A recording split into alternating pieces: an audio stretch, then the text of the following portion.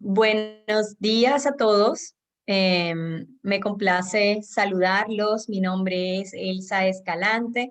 Soy la coordinadora de la Maestría en Educación con modalidad en investigación de la Universidad del Norte, Barranquilla, en el país de Colombia.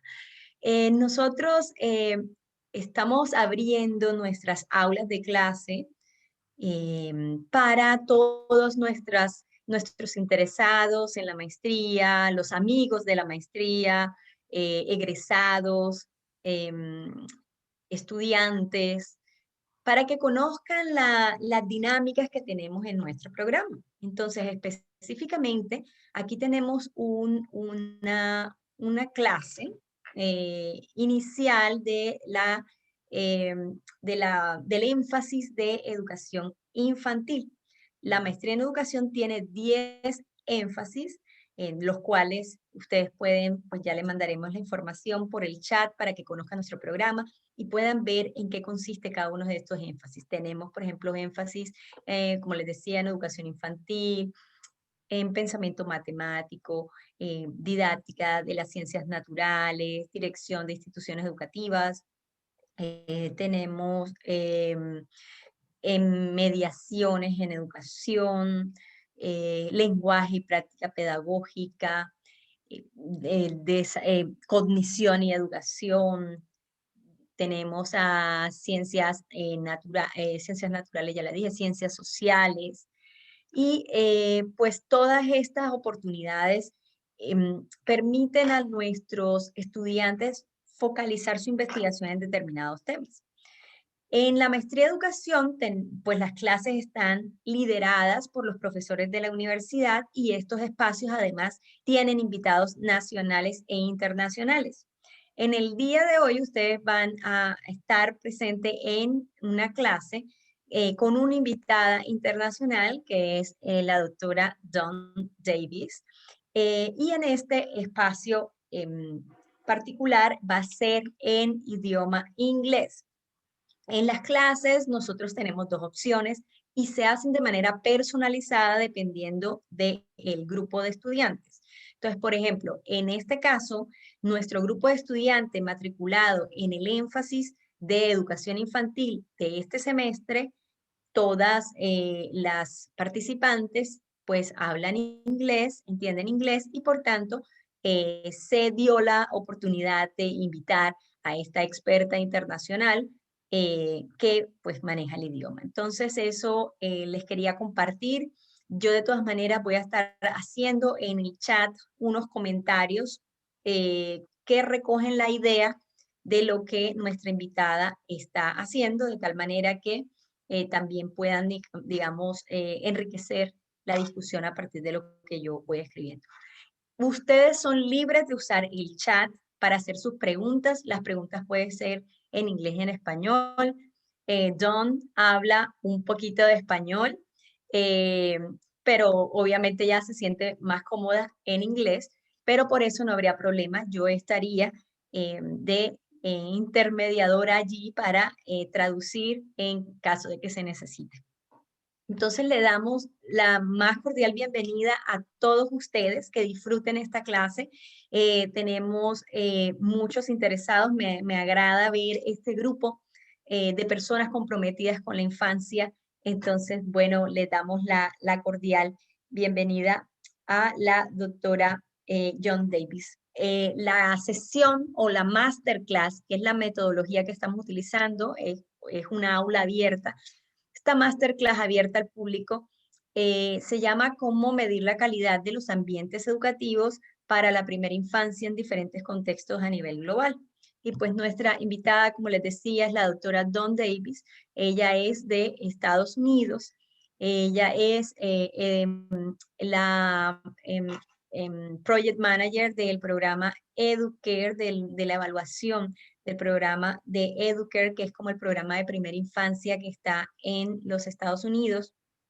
Ella trabaja y coordina pues esta iniciativa a través de el Departamento de Child, Youth and Family Study de la Universidad de Nebraska, en donde ella también pues recibió su título, es doctora en desarrollo infantil y educación infantil.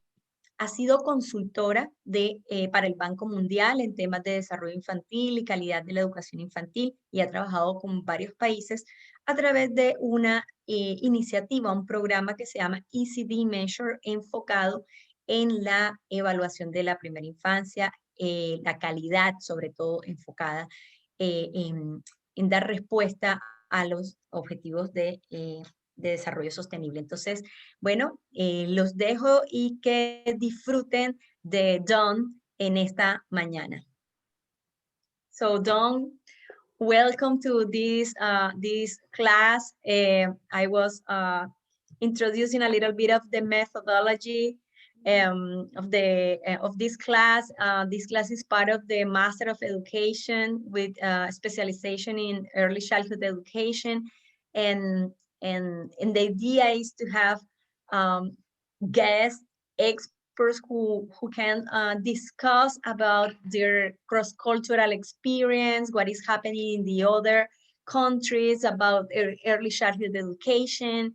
And if the idea is that we're gonna, we're gonna do the class in English. However, they're gonna write some, if they need, they're gonna write some comments in the chat, and I can translate for them, so it doesn't matter. If you feel comfortable speaking in Spanish, it's okay, but if you prefer to go in English, it's up to you. So I already explained this methodology for the group, so we are ready to listen your experience, and thank you very much, Dom, for being part of this class. Great. Thank you, Elsa. And thank you everyone for being here.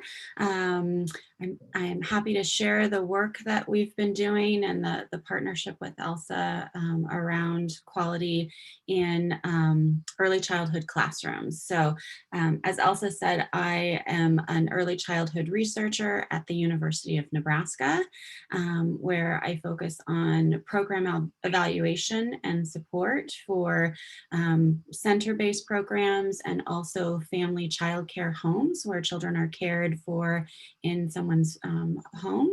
And I'm also a technical advisor and trainer for an organization called ECD Measure. And that work is a global effort. We work in countries all over the world around measuring quality and supporting quality improvements. So really what I'll be sharing with you today is my experience in using data, developing a quality tool, and how that can help support the work in early childhood across multiple countries as well. Great. All right, so I did want to start off, there are quite a few of us, it looks like there are almost 30, but if people could type in the chat your name, your role, if you're a student or if you're working in a classroom, and anything about your experience with classroom observations. So if you've done classroom observations, or if you've been a teacher and you've been observed, or if you've learned about some of the observation tools in your classrooms, if you could just give me a little sense of who you are, your role, and your experience with observation, that would be great. I'll give people a few minutes to type in the chat. Bueno, ahí les pusimos un mensajito en el chat. A la doctora Davis le gustaría conocerlos a ustedes, saber su nombre, su rol, lo pueden escribir en español, y sobre todo saber si tienen experiencia observando clases, que es el tema de hoy. O sea, vamos a mirar la calidad desde la observación y la entrevista con el docente. Listo, entonces ya pueden revisar en su chat.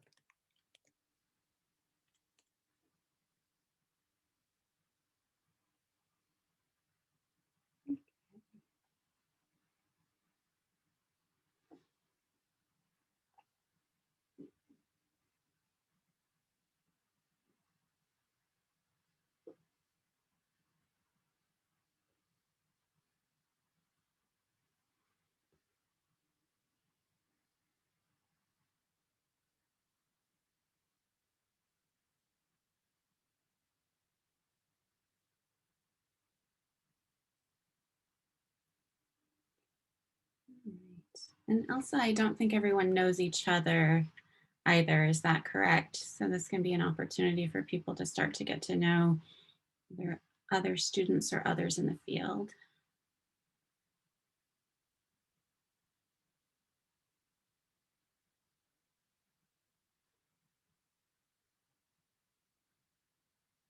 Yeah, it's a great opportunity to know each other too. So, chicas, también aquí definitivamente es una oportunidad para conocernos entre los que estamos trabajando en educación infantil. Así que incluso si quieren anotar su correo para que creemos comunidad en educación infantil, pues sería una excelente oportunidad de saber ustedes que son los que están trabajando en este tema y les interesa, pues estar en contacto con ustedes. Mhm. No, a la pregunta de Zulay si hay traducción en español, no hay traducción en español simultánea, pero hay comentarios de lo que ella va diciendo en el chat. O sea, no lo voy a hacer verbalmente, sino que lo voy a estar diciendo por el chat, voy resumiendo las ideas principales.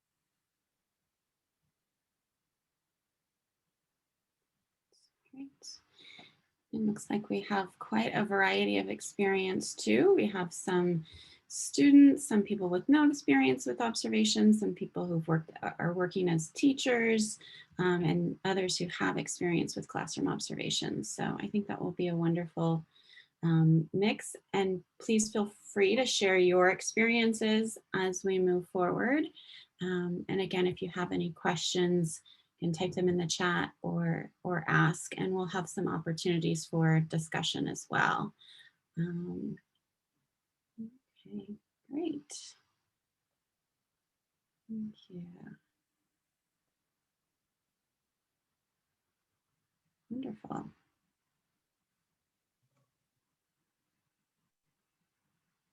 Okay, great. All right. So please continue if you haven't introduced yourself to do that in the chat and to read about the other participants as well.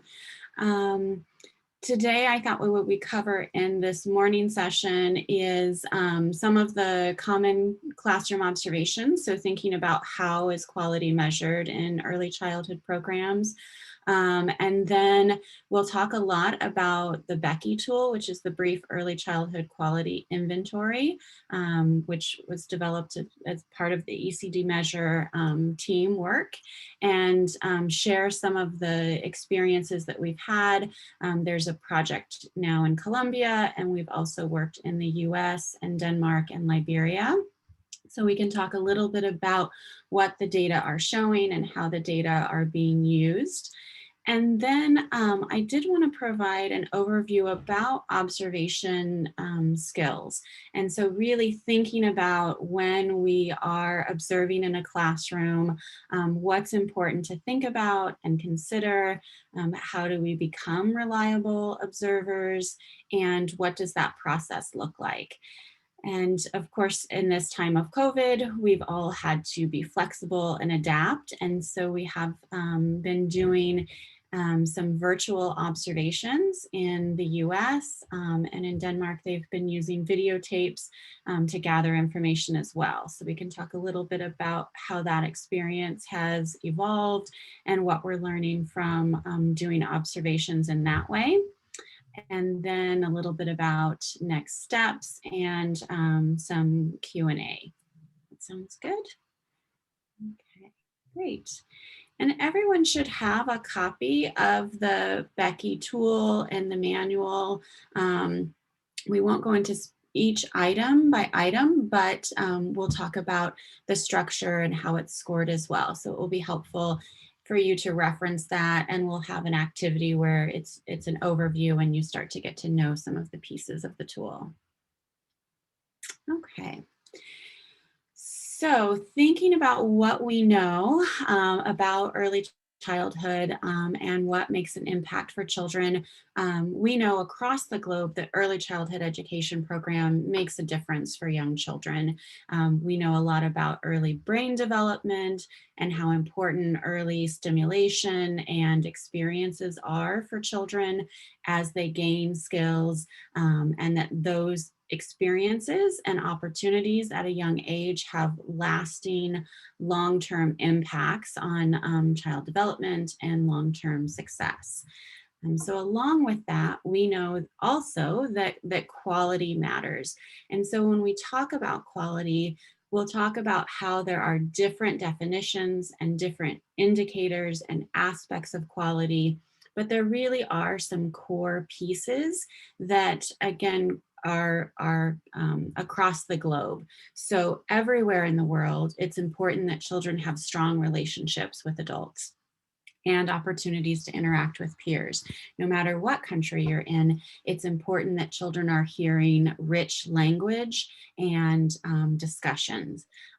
Also, we know that materials are very important, and they don't have to be fancy store-bought materials. They can be rocks and bottle caps and sand, but opportunities for children to engage in their environment.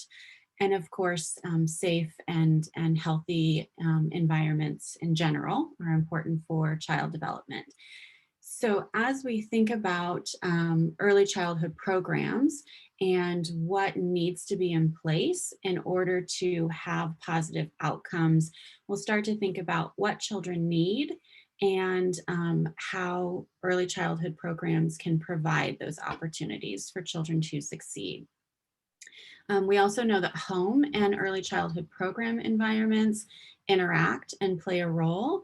And so there's been recent research, again with COVID, where as programs closed and children were spending much more time at home, there were opportunities to look more closely at the home environment and how parents supported children's development when preschool programs were closed. And so there's some interesting research that is just starting to come out where those home interactions when schools are closed can help continue to support children so they see fewer learning gains when schools are closed. So right now in Colombia, there may be cases where schools are providing materials that go home with children. We know in lots of countries they have radio programs and TV programs to provide some learning opportunities for children. And so then when we think about measurement, so measurement can really help us identify what's important. By measuring it, we can see where the strengths are, where the gaps are, and how those areas can be supported. So thinking, for example, about the language that children hear, we can actually measure the types of language interactions that children have.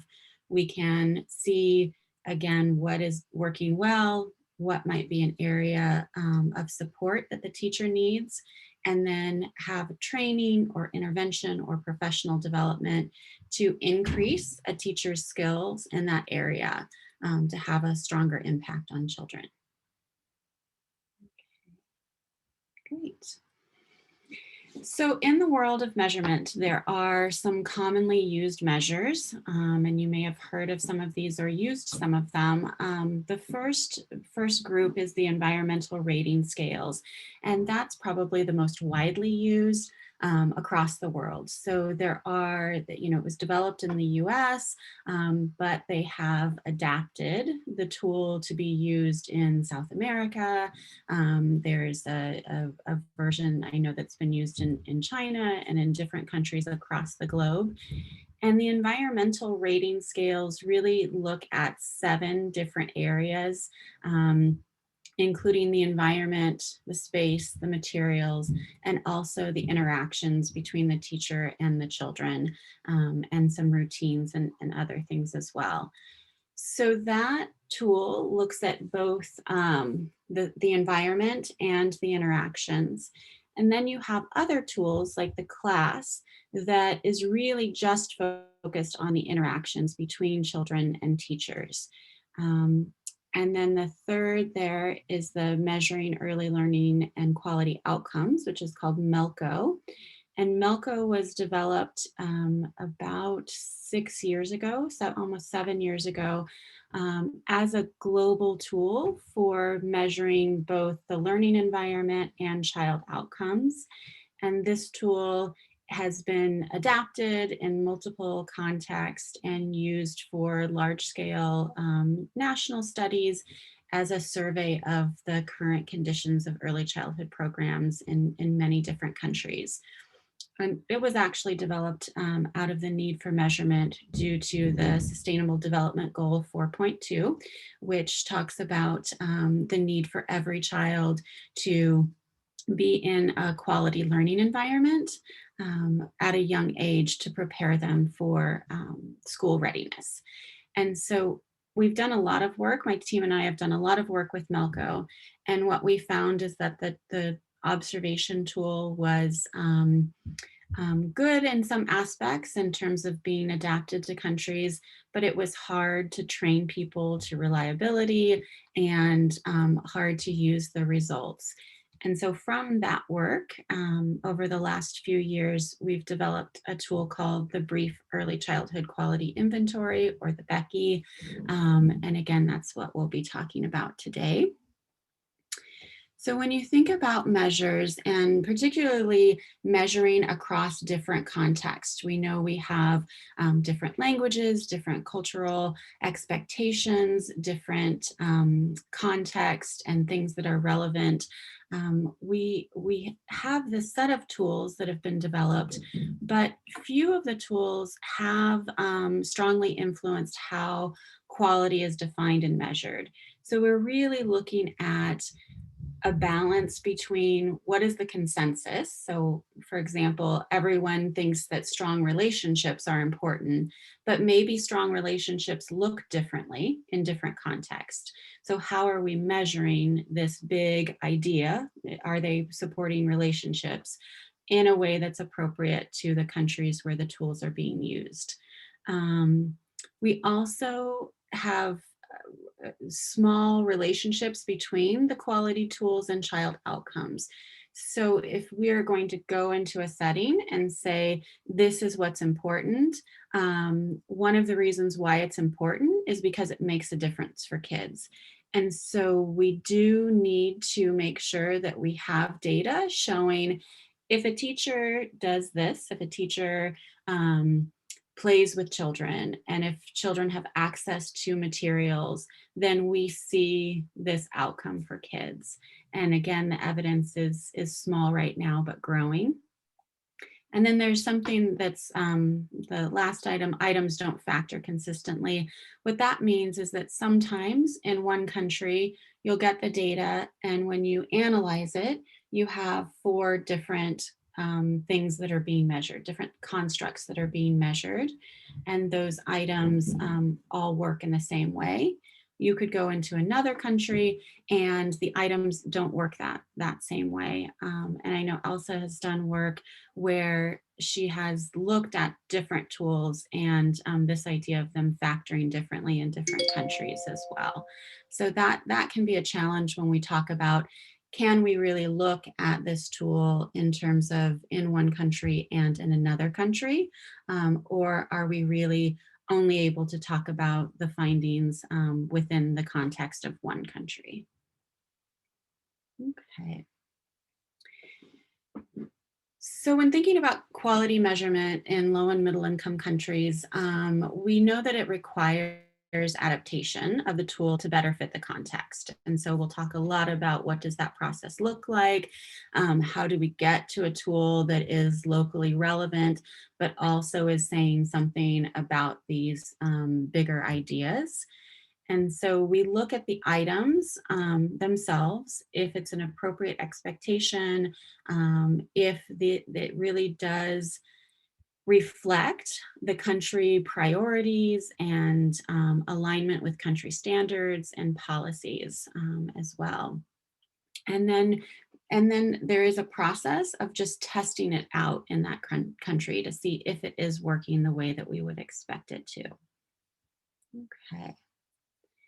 So where are we now and what is still needed?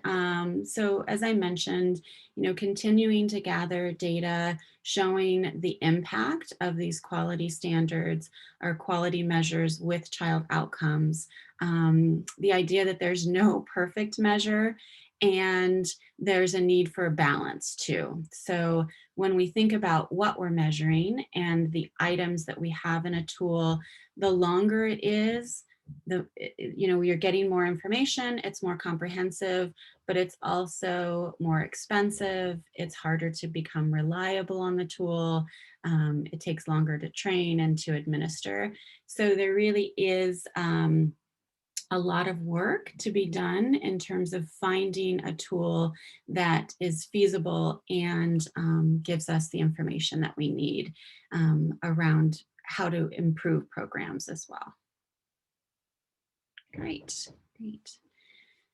Okay, so that brings us to the Becky, which I mentioned, and all of this research and the current evidence really led us to this idea that there's a need for an easy to use tool. So when we talk about the Becky, it is a quick tool. A lot of measures take about 4 hours. The Becky is about an hour and a half, so it's a little bit shorter. It's low cost, so it's an open source tool, which means it's free to use. It's a checklist, which means that most items are scored yes or no, versus trying to figure out on a 1 to 7 scale where the classroom falls. Easy to train, so some of you will see that. The training takes about 8 to 10 hours. Other tools, including the Melco and the class and the rating scales, usually take about 5 days and to become reliable. And so that process is part of the training, and we have seen pretty good success in people just understanding the tool and scoring the items in the same way. The other piece of Becky is that we have this cross purpose, so both as research, so we're using it to learn about the tool itself and to learn about what information the Becky is providing, as well as a formative assessment tool, which means that the information from the Becky can be given back to the classroom to help improve quality. So again, that is critical in terms of measuring something, really being able to use those data to make a difference.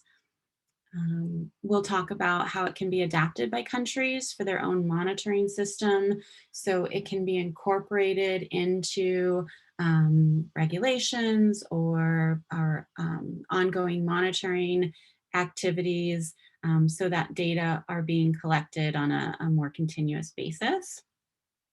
And really, we did want to focus on the most important parts of quality. So as we look across countries, what is coming out as being critical in all context, and also allowing, again, that opportunity for adaptation to make sure it's relevant for the country in which it's being used as well. Okay, great. So this is what the Becky process looks like in terms of when countries or research teams choose to evaluate or find information about the quality of their programs. They tend to go through these steps. And the first, of course, is planning. So we have conversations about why you're using the tool. Is this a survey of current conditions in the country? Is this part of an intervention where you might want to have an observation collected at the beginning, and then teachers go through a training or some other type of activity, and then you would measure it at the end to see if there was change? And really thinking about how the tool aligns with the standards in the country and the expectations, which leads to the second phase, which is that adaptation and pre-field testing. And so in that process, we really do look at all of the Becky items, and we look at all of the country guidance. And countries have different types of guidance and different degrees of guidance. And some countries have early learning development standards, some have a national curriculum, they have teacher frameworks, they have policies that lay out specifically what children should be learning and how they should be learning it. There are also licensing regulations, so requirements for the classroom building or materials available, running water, things like that. And so we take all of that information and align it to the tool, knowing that, of course, the Becky doesn't measure everything. It doesn't measure every standard in the country, but of the items that we're looking at, is it reflected in a standard or a policy? And that's where we do some modifications of items.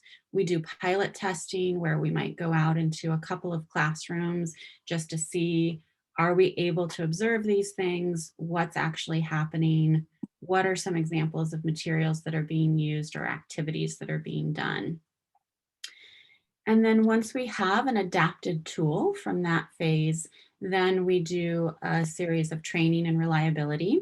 And then there's data collection and field testing, and then data analysis and feedback. I'll stop there real quickly just to see if there are any questions. I see Elsa transcribing away. Thank you so much for that. I actually don't speak any Spanish. You do. I remember we used to speak a little bit of Spanish in Nebraska. I mean, I speak French, and so I think sometimes I can pick up on some Spanish because of my French, but I really know. I'm gonna embarrass myself. Great. So any questions up until that point? Okay. And again, I think as I go through this, Elsa's done a fantastic job with adaptation. And so it would be great to hear a little bit about that experience where, again, it's making sure it's appropriate and defining the items and reflecting the values and expectations in the system too. Okay. Bueno, ¿alguna persona tiene alguna pregunta hasta el momento? Como pueden observar en el chat, pues tenemos las ideas principales de lo que ella va describiendo. Entonces, pues quien quiere complementar lo que está escuchando en inglés y lo puede mirar en español, pues puede ir al chat.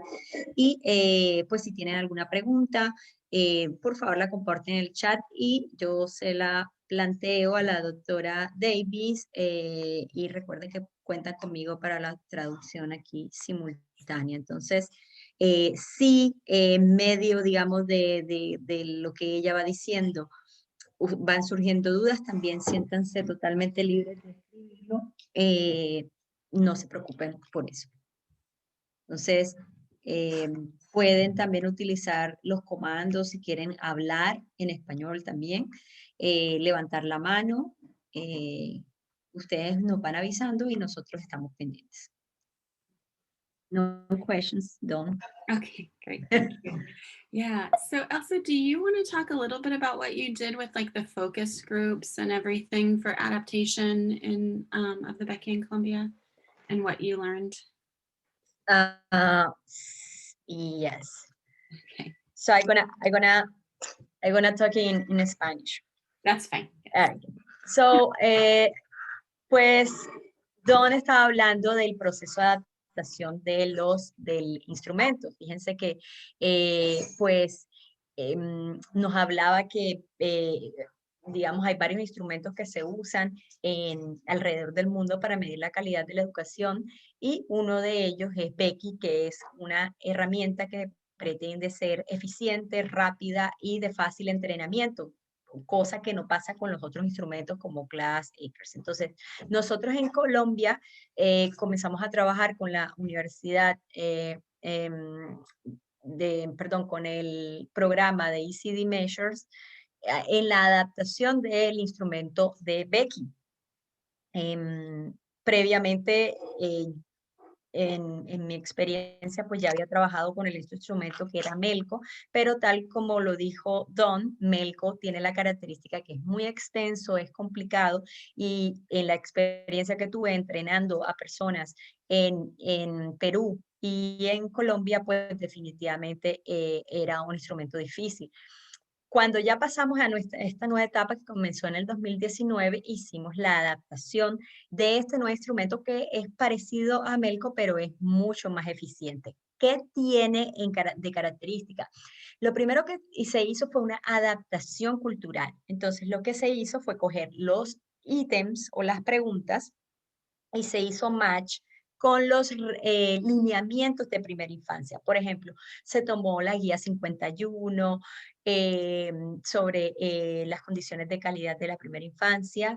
Se analizó, por ejemplo, documentos específicos de ICBF y el Ministerio sobre materiales educativos, formación del docente, toda esta parte de instructivos, de decretos, se hizo una revisión de toda la documentación y se comenzó a alinear, es decir, a verificar si los ítems eran pertinentes. Aquellos ítems que eran pertinentes se conservaron y los que no eran pertinentes se cambiaron. Como por ejemplo, ¿cuál se cambió? En Estados Unidos hay unos temas específicos que los docentes deben trabajar. Entonces, por ejemplo, a ellos les piden estar certificados en primeros auxilios, pero con certificación que es renovada. También tienen otros temas muy específicos sobre reglamentación, etcétera. Y nosotros, pues en Colombia, si bien debemos tenerlo, pero no hay nada que nos exija la certificación, renovación constante de esos elementos. Entonces, para ellos es un criterio de calidad, pero para nosotros no. Eh, o digamos, para nosotros sí, pero tampoco está tan claro y tan específico porque esta adaptación se hace a nivel del docente, o sea, que aquí es mirar el rol del docente en el contexto de calidad. Y la otra cosa importante, por ejemplo, otro ejemplo que es interesante es que, por ejemplo, para nosotros en educación infantil es fundamental el tema de la nutrición, sobre todo en el escenario público. Em, Ustedes saben que según la guía 51, pues la nutrición es importante. Los jardines infantiles tienen todos estos planes de alimentación, en los CDIs, y pues ellos, digamos, la medición, el instrumento mundial no tiene estos elementos específicos sobre nutrición. Entonces, para nosotros es un criterio de calidad es fundamental y para el instrumento no. Lo que se hizo es que se incluyeron estos instrumentos, perdón, estas preguntas, estos ítems. Esa es la fase 1. La fase 2 es que se tradujo y se llama Translate, Canvas Translate, el instrumento. Entonces, con un experto en lingüística, en lenguas modernas, se hace la traducción de los instrumentos para lograr la precisión en los conceptos. Por otro lado, después se creó esa nueva versión Colombia, y se hizo unos grupos focales. Los grupos focales se trabajaron, por ejemplo, con directores de colegios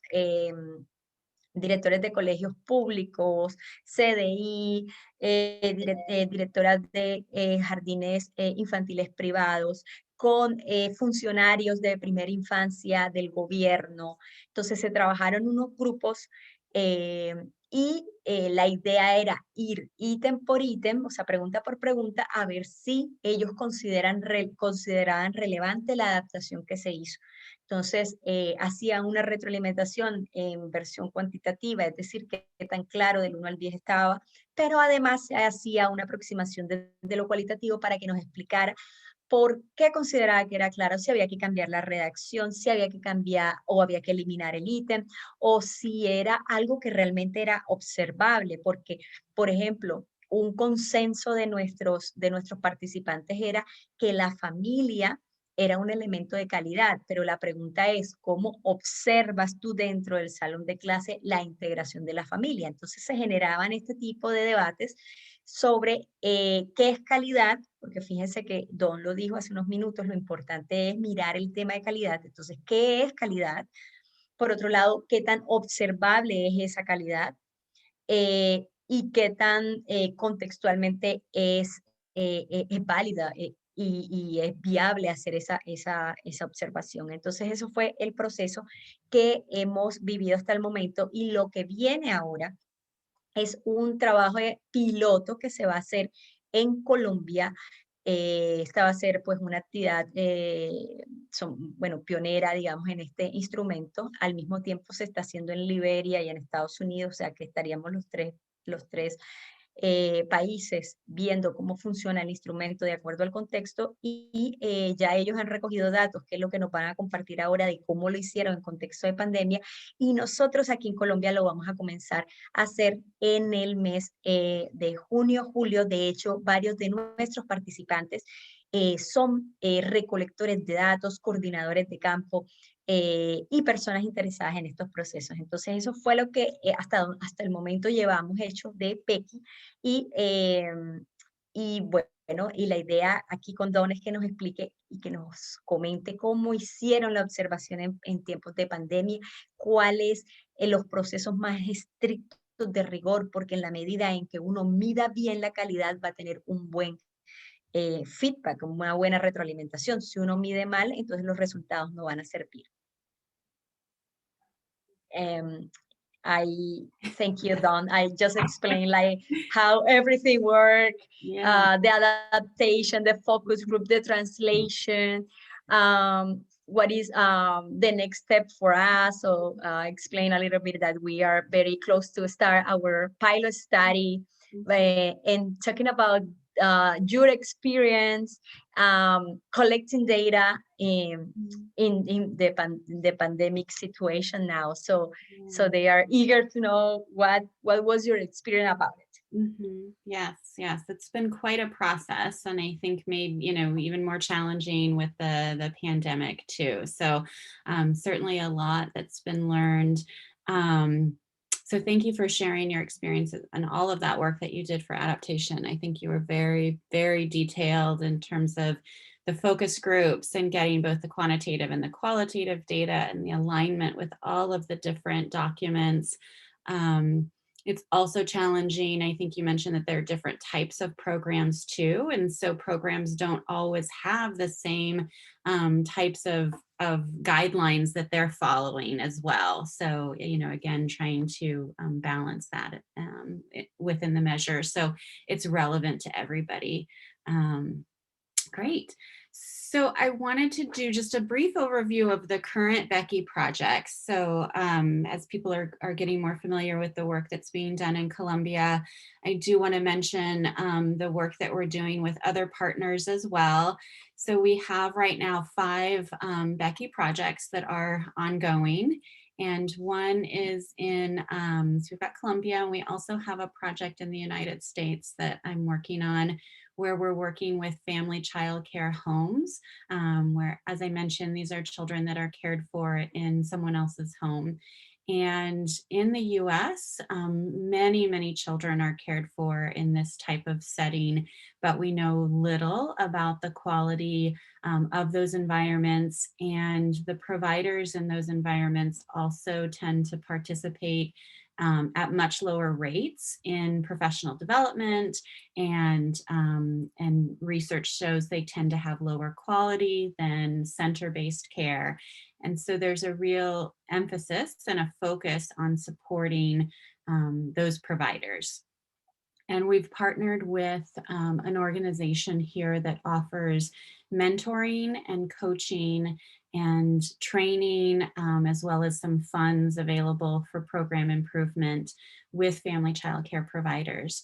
And how they've used the Becky is they have, you have a provider who is matched with a coach, and then they complete the Becky observation as well as a self-assessment questionnaire. So the providers are reflecting on their own practices and quality.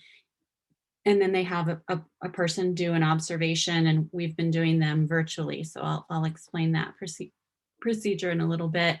And then they meet with their coach, and this is where the data feedback comes in and is really powerful. And they have a conversation about what did the observation reveal in terms of strengths and areas for improvement in their own reflection and self-assessment. What does the provider feel they need support with? And then the coach takes that data and helps develop goals and a plan for achieving those and accessing resources. So, for example, we had a provider who said that the children don't go outside very often because one, it was very cold in Nebraska, and children were coming sometimes without gloves or coats, and also her space in the backyard would get muddy or slippery. And so the observation showed that children weren't going outside. The provider identified that as an area that she wanted to do more of. She wanted to be able to give children outdoor opportunities. And then in working with the coach, really identifying what changes could be made, how communication with parents around, making sure children are coming with appropriate um, clothes and gloves and a change of clothes so that children could go outside. So that's just one example of where we can take observations and working with the provider to identify one area where that she can improve that quality and those experiences for children.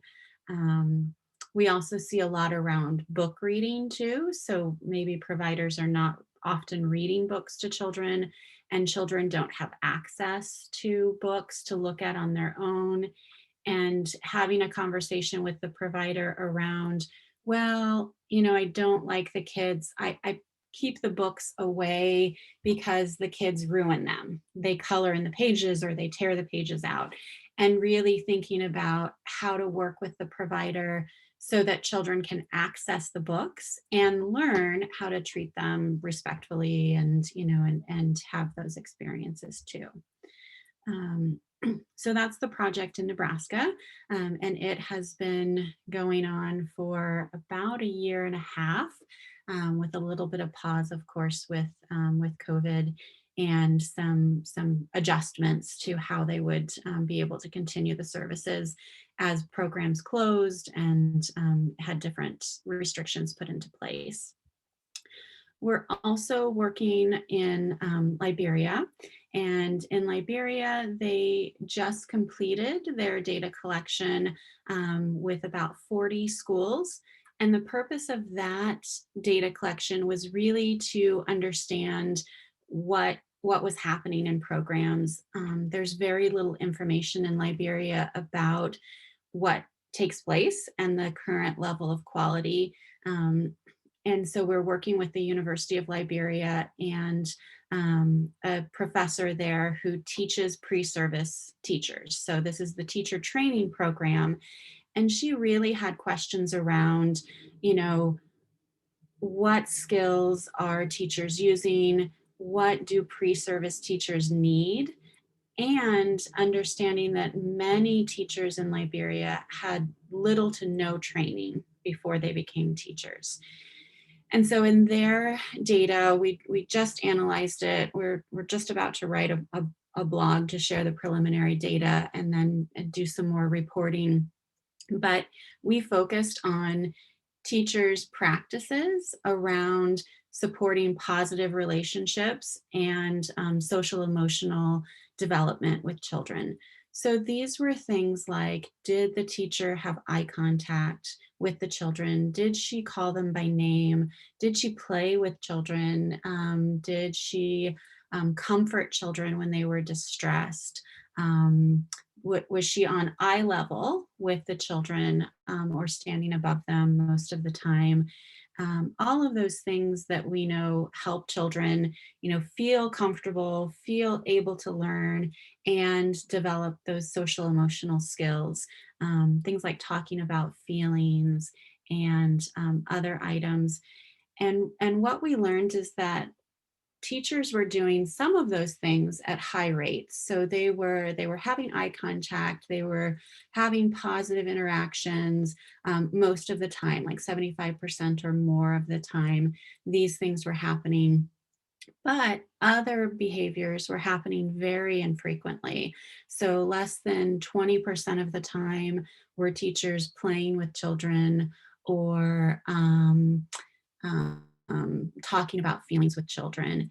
And the negative piece that we saw is that 30% of the time children were, or teachers were observed physically punishing children and having negative verbal interactions. So about a third of the time, we would see these really negative practices. So it's often that mix, right? So teachers are doing some things well and often, and then they are doing other things infrequently. And then we also have them engaging in these really detrimental practices for children. So when Liberia is looking at their data, they're really thinking about how do we increase teachers' skills in things like classroom management and feeling connected to children and forming those relationships, and also decreasing the physical punishment and negative verbal interactions. And so in talking to the teachers, they heard teachers saying, well, I feel like that's the only way I can get kids to listen or to behave. Um, they also talked about the large class size. So on average, there were 28 children in a classroom with one teacher. Some classrooms had 40 or 50 or even 60 children. And so in those cases, teachers were feeling much more um, struggling to manage the classroom, and they were resorting in physical punishment of kids. So that's one piece where, we can start to think about how do we support teachers? What's going to make a difference? Is there a way to, reduce class size, to train teachers in classroom management and positive discipline, and also encourage them to continue to do more of the behaviors that we're seeing? So with that, that's Liberia's next steps, as well as continuing to, give feedback around the data and develop ways to support those skills. Um, we're also working with Lego Foundation in Denmark, and they are looking at both the Becky tool, and then they have a framework around learning through play. And so they have created an adapted tool that has both Becky items and a more detailed look at specific teaching practices within their own framework. And they've just started to collect their data. They are using videotapes, again, because it's challenging to get into classrooms during this time. And they're coding the videotapes, which really allows them to look at not only the items that are on the checklist, but also what else is coming out. So they had, again, just some preliminary discussions around the potential for additional items, because they keep seeing something come up around teachers helping children negotiate with each other that isn't captured on any of the items. And so as they watch these videos, they're saying, well, we keep seeing this, but there's no item that's measuring this. We feel like this is important.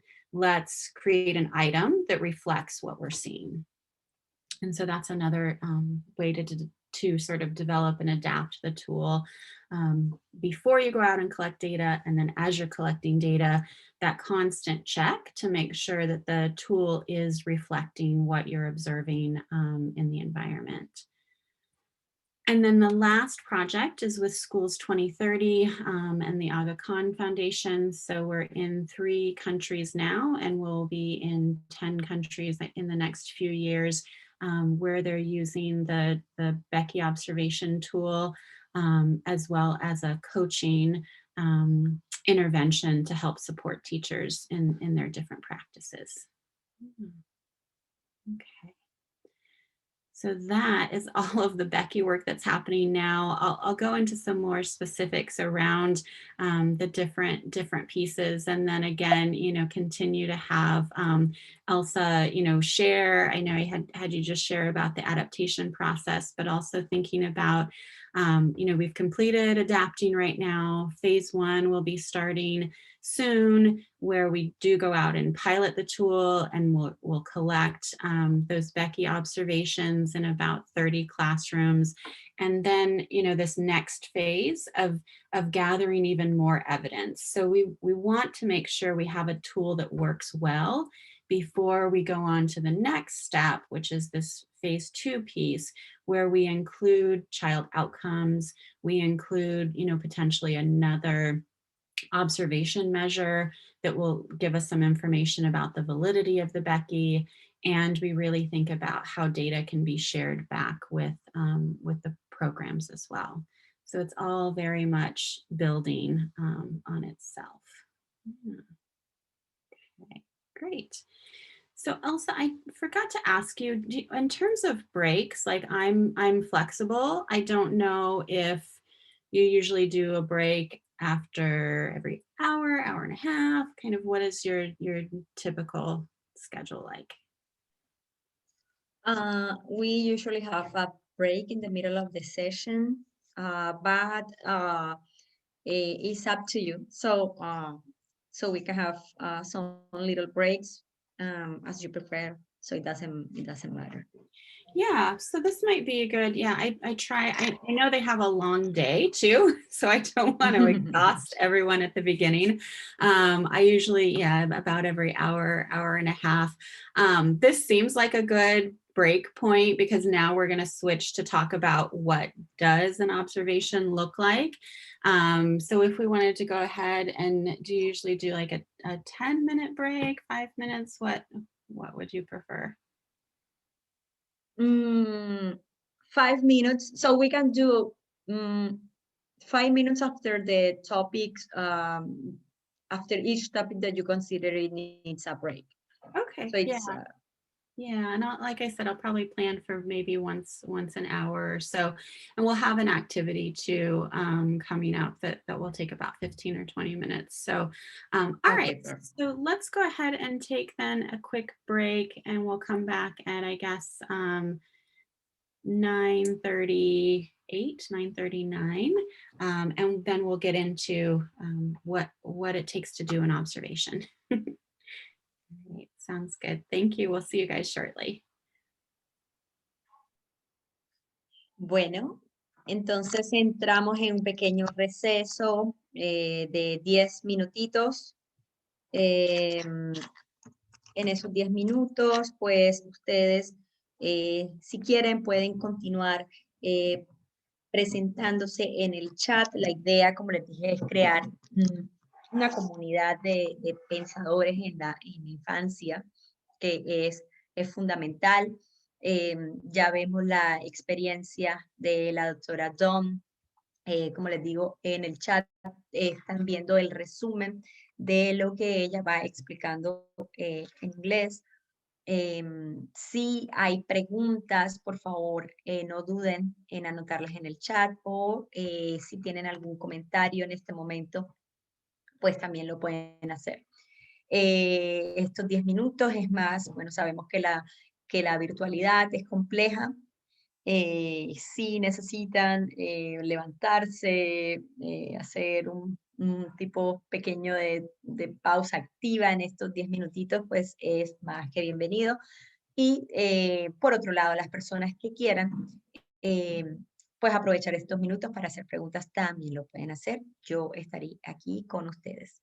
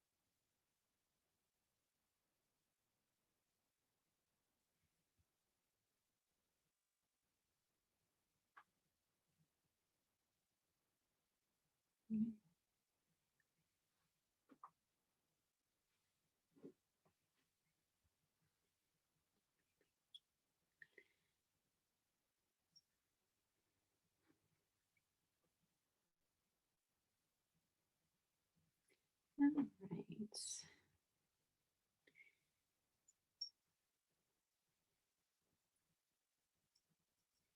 Also, I'm not quite sure when the break started, so just let me know when you'd like me to restart.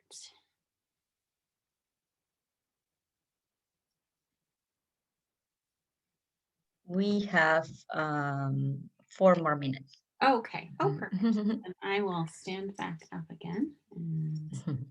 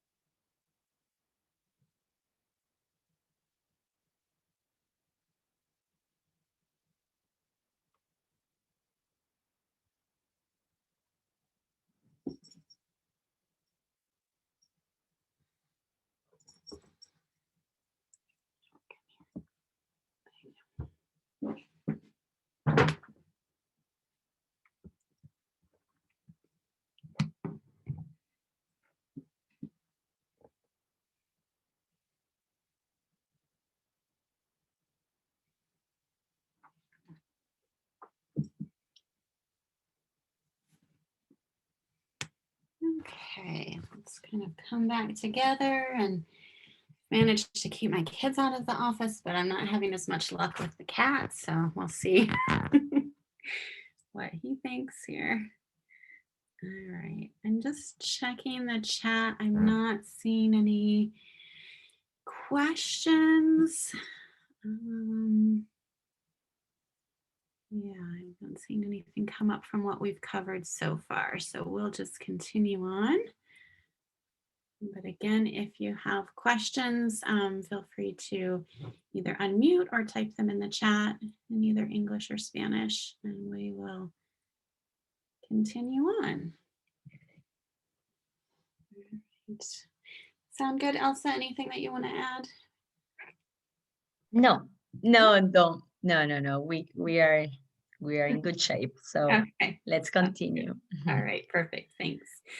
All right, so now what I wanted to do is really turn to the process of observing in classrooms. And I think some of you have experience in classrooms or experience with observations, others don't. So really taking a look at, thinking about the basics and what happens when we observe in a classroom.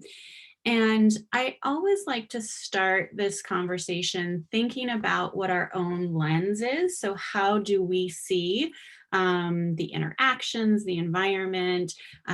Anytime we go into a classroom or anywhere, we really do bring with us a set of experiences, ideas, beliefs, training, and our own characteristics that can either work with us when we're observing or work against us. And as we talk about training on the tool and doing these observations, it's really important to acknowledge, our own lens and how it might impact what we're observing and how we're scoring.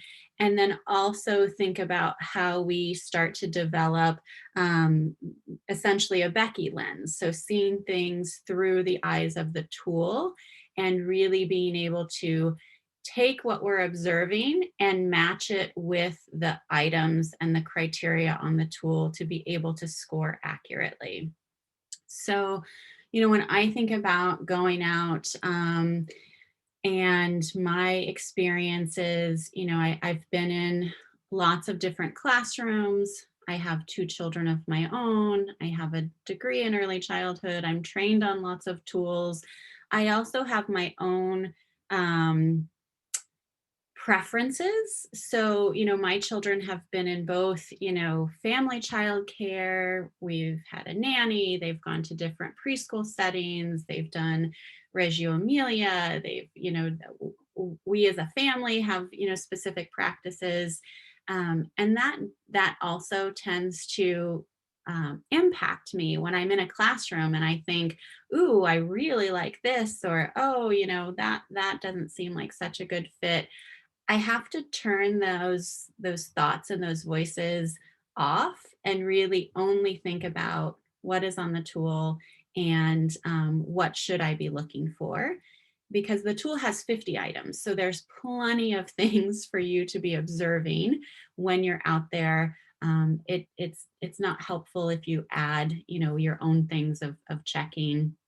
It could be things like, oh, I think this young teacher has lots of energy and I really like that. Well, age doesn't really have a relationship with quality, right? You have teachers who are older, teachers who are younger. They both can be quality teachers. For me, I also work a lot with staff. So I do a lot of kind of coaching and training. And I know that I struggle when I'm out in the field thinking about, oh, she's so close to doing this, or if she would just add this piece, or I think I know what she's trying to do here.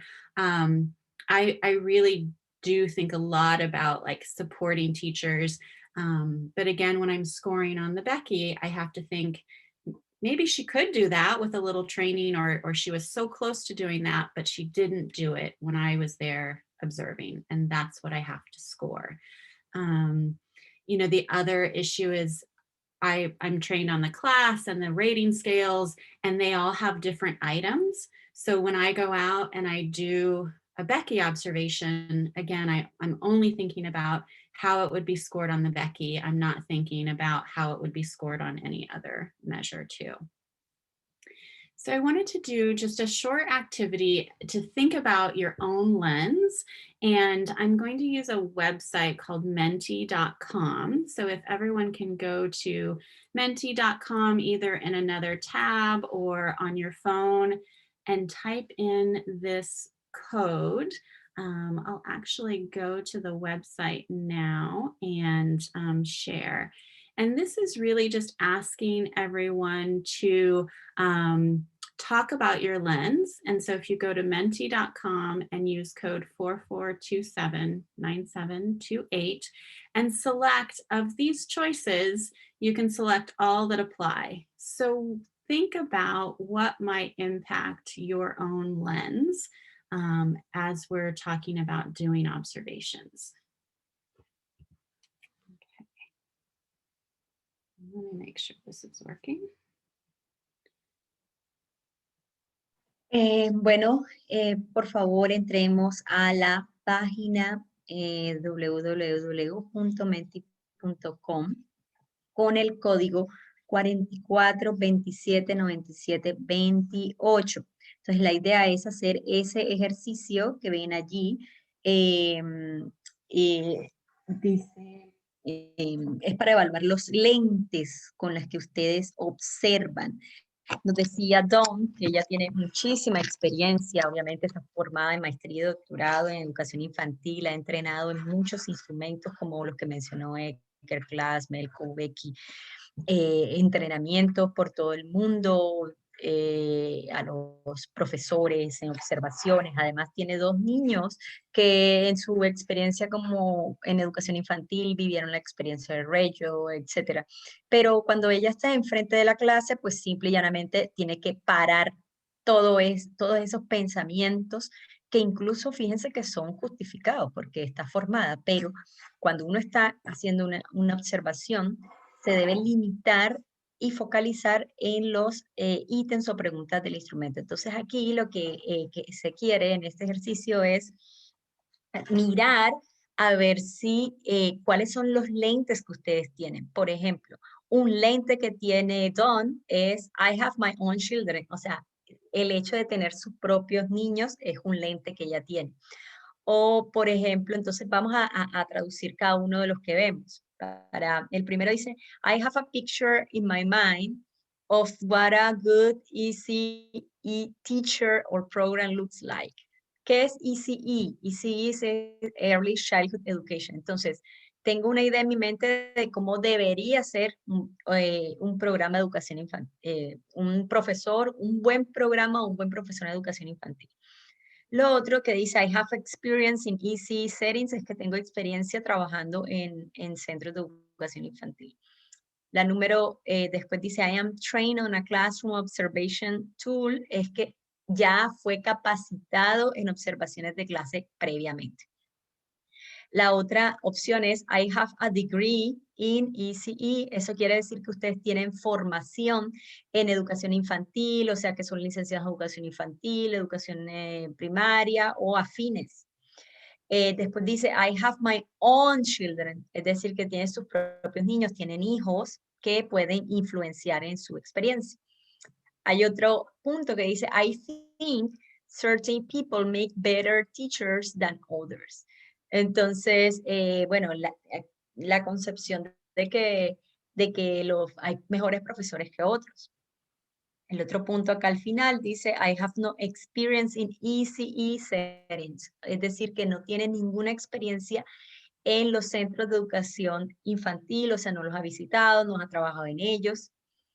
Otra punto interesante es, I have religious belief that be the same, that same be the same or different than I thought in some ECE programs. Entonces, aquí es importante porque nos pregunta si hay creencias que sean iguales o diferentes de lo que hemos, de lo que de lo que un programa ha enseñado. Por ejemplo, en Estados Unidos sucede que hay muchas culturas, hay muchas religiones y bueno, y el jardín, entonces es neutral, no ofrece ninguna religión, pero un ejemplo típico del contexto latinoamericano o de Colombia es que, por ejemplo, tú seas cristiana y trabajas en un colegio católico. Entonces eso allí puede influir en el tema de la calidad. Entonces esa es una de las preguntas.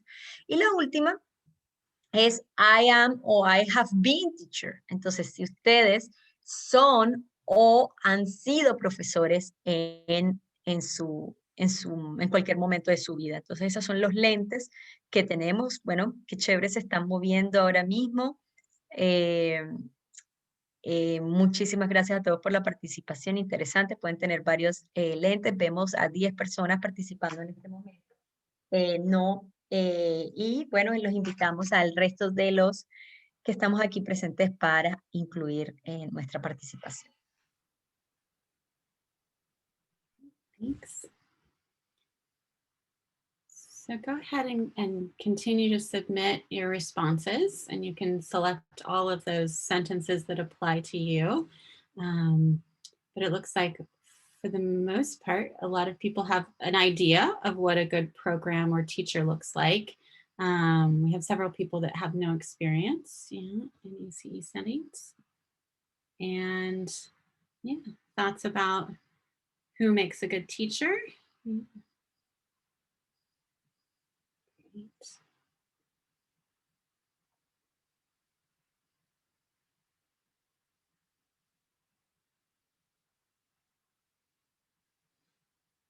Okay.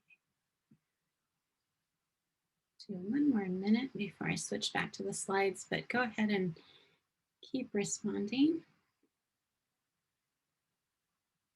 And hopefully this is helpful again for you to think about, as you train on a tool, really understanding your own thoughts and beliefs, and then being able to look at the tool, understand those items, and compare it to what you're observing.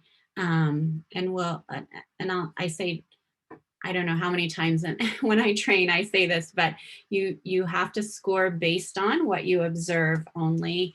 And you really do need to know those items well, to make sure, again, you're matching what you see with the scores on the tool.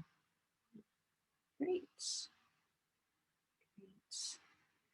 Well, thanks so much for sharing that. Yeah, it seems like, again, we've got lots of ideas about what a good program looks like and what a good teacher looks like. And then as you gain experience with early childhood settings, understanding what you're seeing and what that means will be really valuable. Great.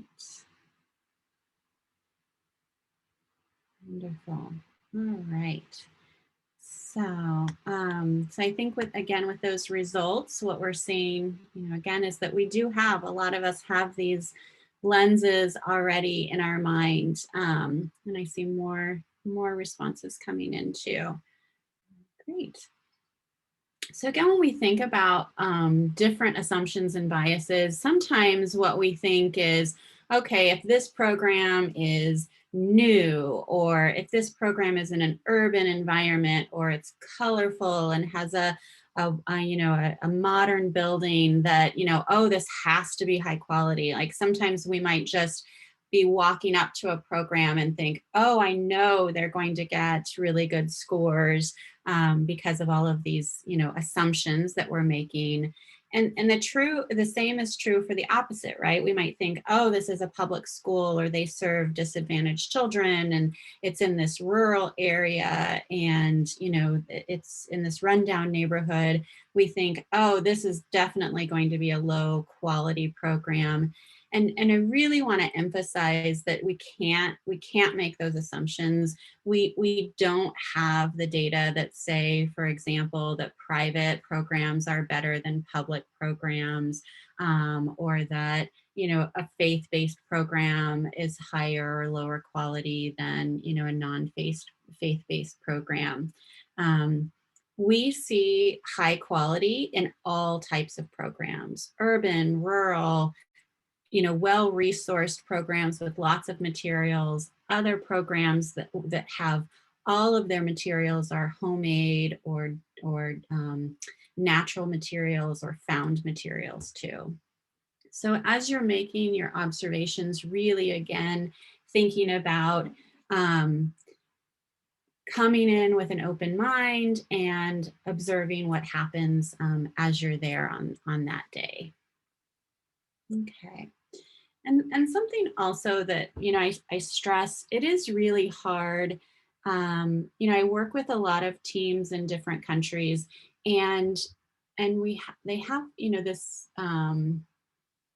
I don't know, it's, this sense of pride and concern that they want their programs to look like they're doing well, right? So there's this desire to show that their programs are good. But also the reality is that, there are often lots of programs that are struggling.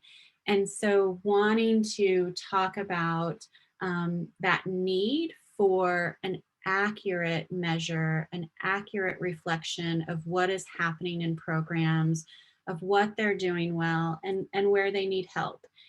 And so again, as you're making observations, you want them to be accurate. You don't want programs, the data to make a program look better or to record that something's happening when it's not, because decisions are made with those data. So if they're saying, like in Liberia, when we had 30% of teachers using physical punishment, if observers were out there and they were like, ooh, I don't want to score that physical punishment happened because I know that's a bad thing and I don't want, the teacher didn't mean to do that, or, she was really upset, or that kid was really acting out.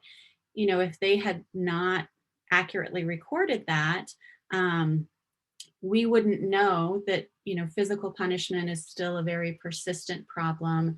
And so things might not have been done, or, discussions now about how to address it. So it really is important to make sure that those observations are accurate reflections of what happens. And that's the purpose of data collection, really sharing with programs and understanding that getting this information means that help can be, identified and targeted. So this is another time I'm going to say it. So you score based only on what you observe and the item criteria when you're doing an observation, regardless of the tool. That is really critical as you observe. We know that observations are just a short period of time.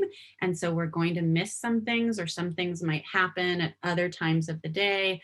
But we really just focus on that time we're in the classroom.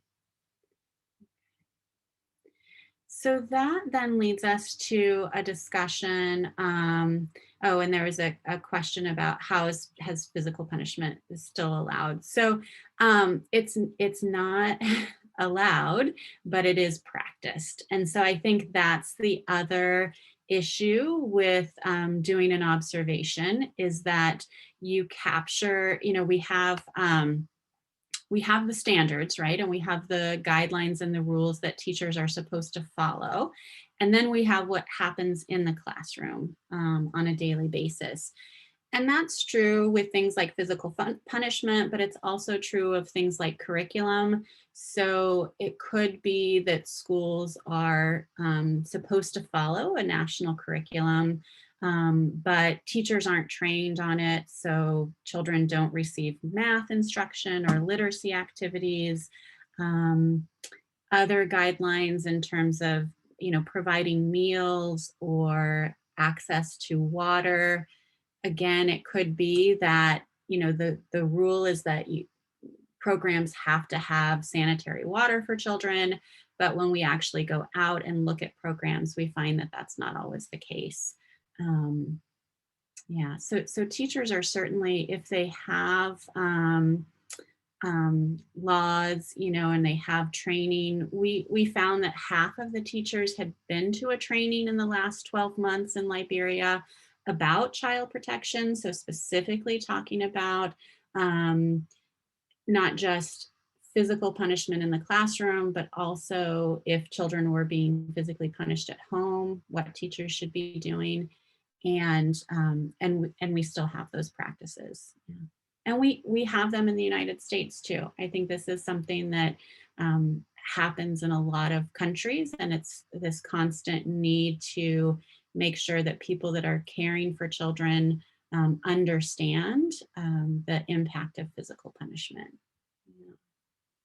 So I think that's been a really good discussion too, um, in terms of just what the data are showing, because that I don't know if we expected that the rates would be so high.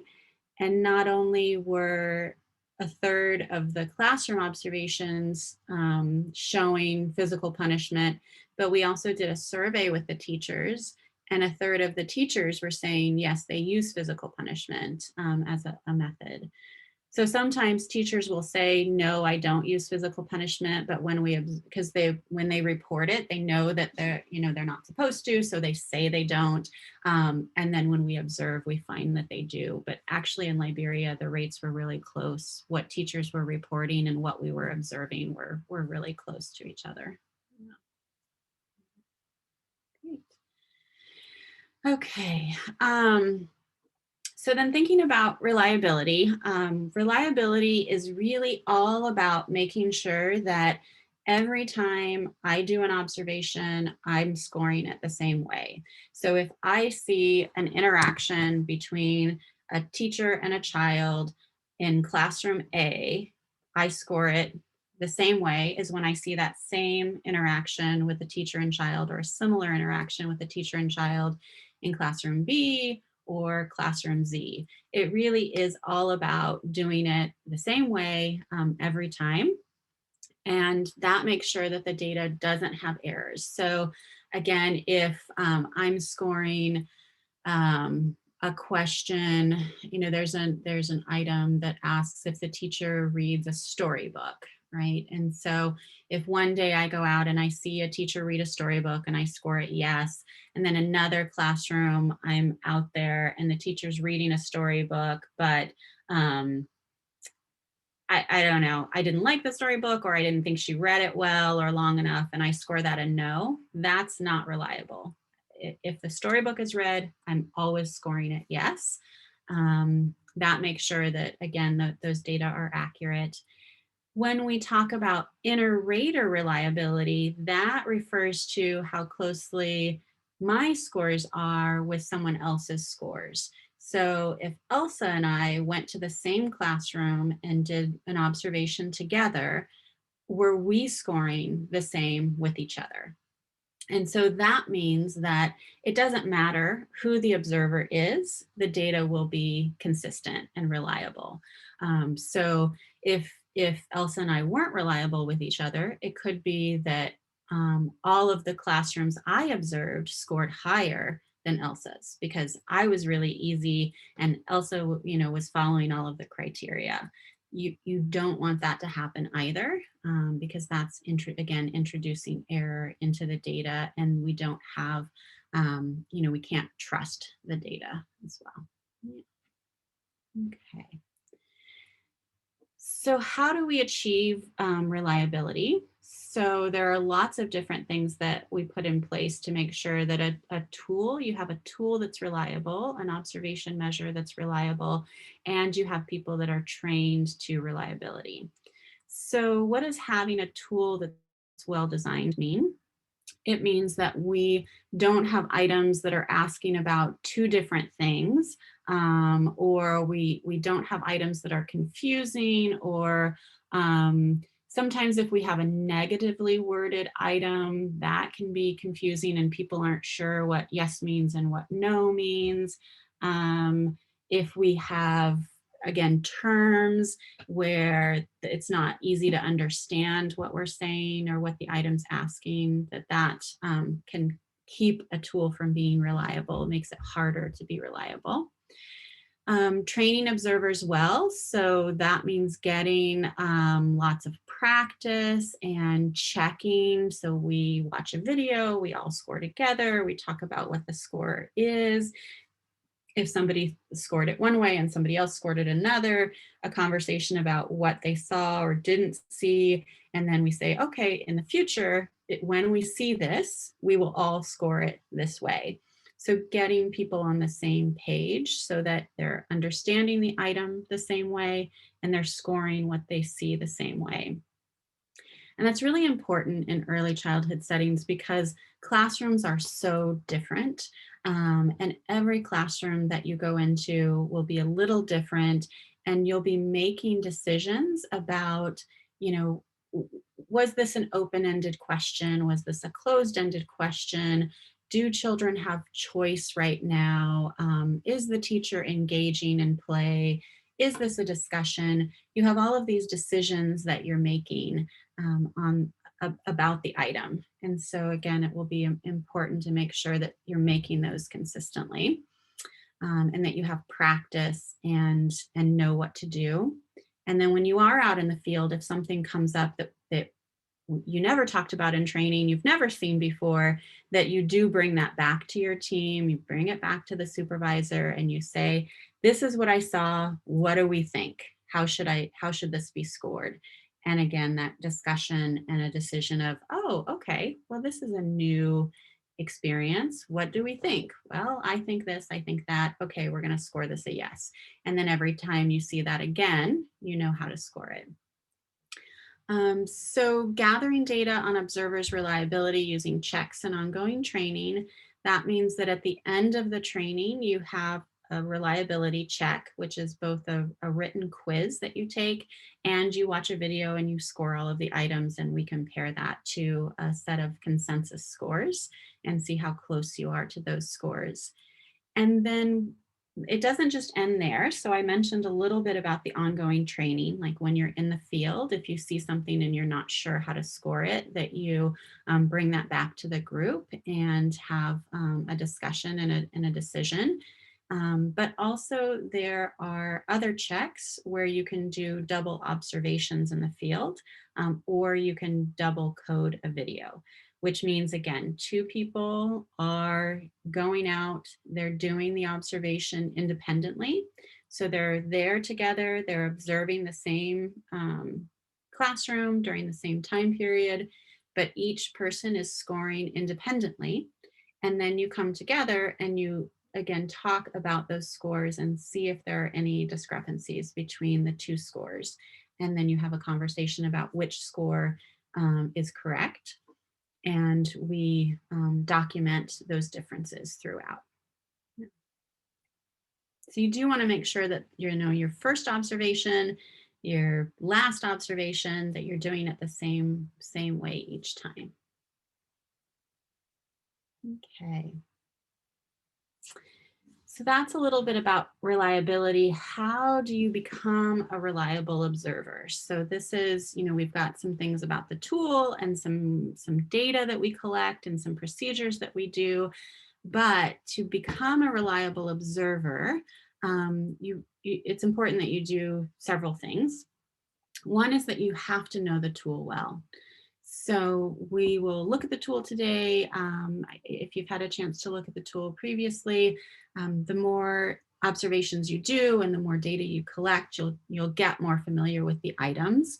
But it is about understanding what each question is asking.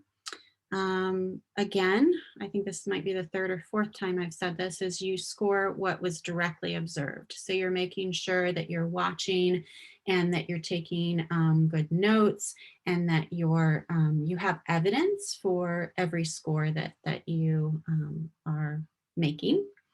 You want to be objective. So when we talked about your lens and your ideas about, what a good program looks like or what a good teacher looks like, again, if I was like, oh, well, they were just using rocks instead of, store-bought things, that doesn't matter. You can use rocks, you can use bottle caps, you can use, little plastic bears. I want to make sure that we're objective about what we're seeing and does it fit the purpose of the item. You score based on the average or typical experience of children. And as you get into the items, you'll see that as well. So thinking about, what usually happens are, half of the children or most of the children able to experience this or not. And then the next one is, really thinking about embedded activities. And what I mean by embedded is that you can have a lot of things happening within a very short period of time. So thinking about a storybook being read. So you have a storybook being read. Maybe the book has numbers in it. So they're counting bugs or buttons or something. So you've got literacy, you have a math activity. The teacher might be talking about emotions or feelings. And then children might have little, I don't know, little puppets or things that they're playing with at the same time. So we know in early childhood classrooms that lots of things are happening at once, and we want to make sure that we're capturing all of the different components, especially if they're happening in one activity. It's important to score as soon as possible. So reliable observers score right away once they see evidence for something, and you take detailed notes. So when you know the tool well, you know exactly what you should be writing down, and you're taking those notes. So if it's something like the teacher calls children by name, I have a little, I use just a blank sheet of paper, and I have a little box, and I always write, whenever I hear a child's name in there, I write it in that box. So I can find that. I don't have to search through my 2 pages of notes to look for names. I put the names all in a box. And in that box, I also know the number of names that I'm listening for. So the item is teacher calls at least half the children by name. So if there are 20 children in the class, I know that I'm listening for 10 names, 10 unique names. So every time I hear a name, I write it in the box. When I get to 10, I don't listen for names anymore, and I don't write down names anymore. I know I have enough information to score that item a yes. I don't need to spend more time or energy or writing down any more evidence. I have enough to be able to score that item. Does that make sense? All right. So what reliable observers don't do, of course, if we have a list of things to do, we have the things of not to do. And really, these all come down to making sure that being an observer is not impacting what happens in the classroom. And we know that it's going to be different. The fact that you're in the classroom, the teacher might be nervous, the children might be distracted, they might be curious or excited. The teacher might change what she's doing, or it just could be an off day. It could be a day that looks a little different than other days. But you want to minimize your impact on what happens.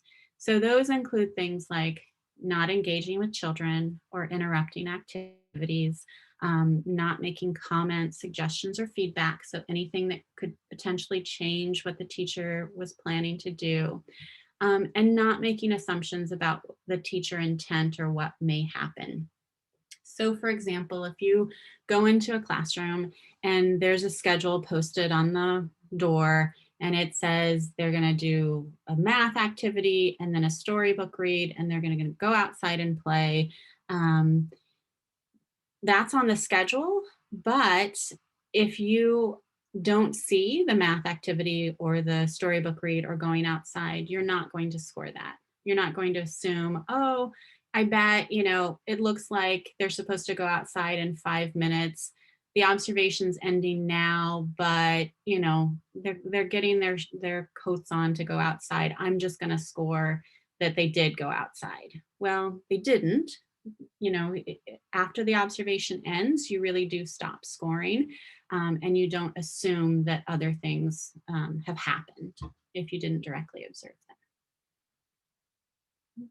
Okay. All right.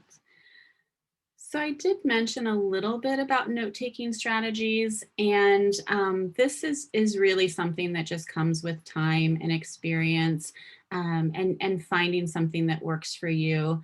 So the few tips that I have are always to make them detailed and specific to the item. So when I said that the calls half the children by name, I write down the exact name. I don't say teacher called child by name because I have to make sure that it's 10 different kids.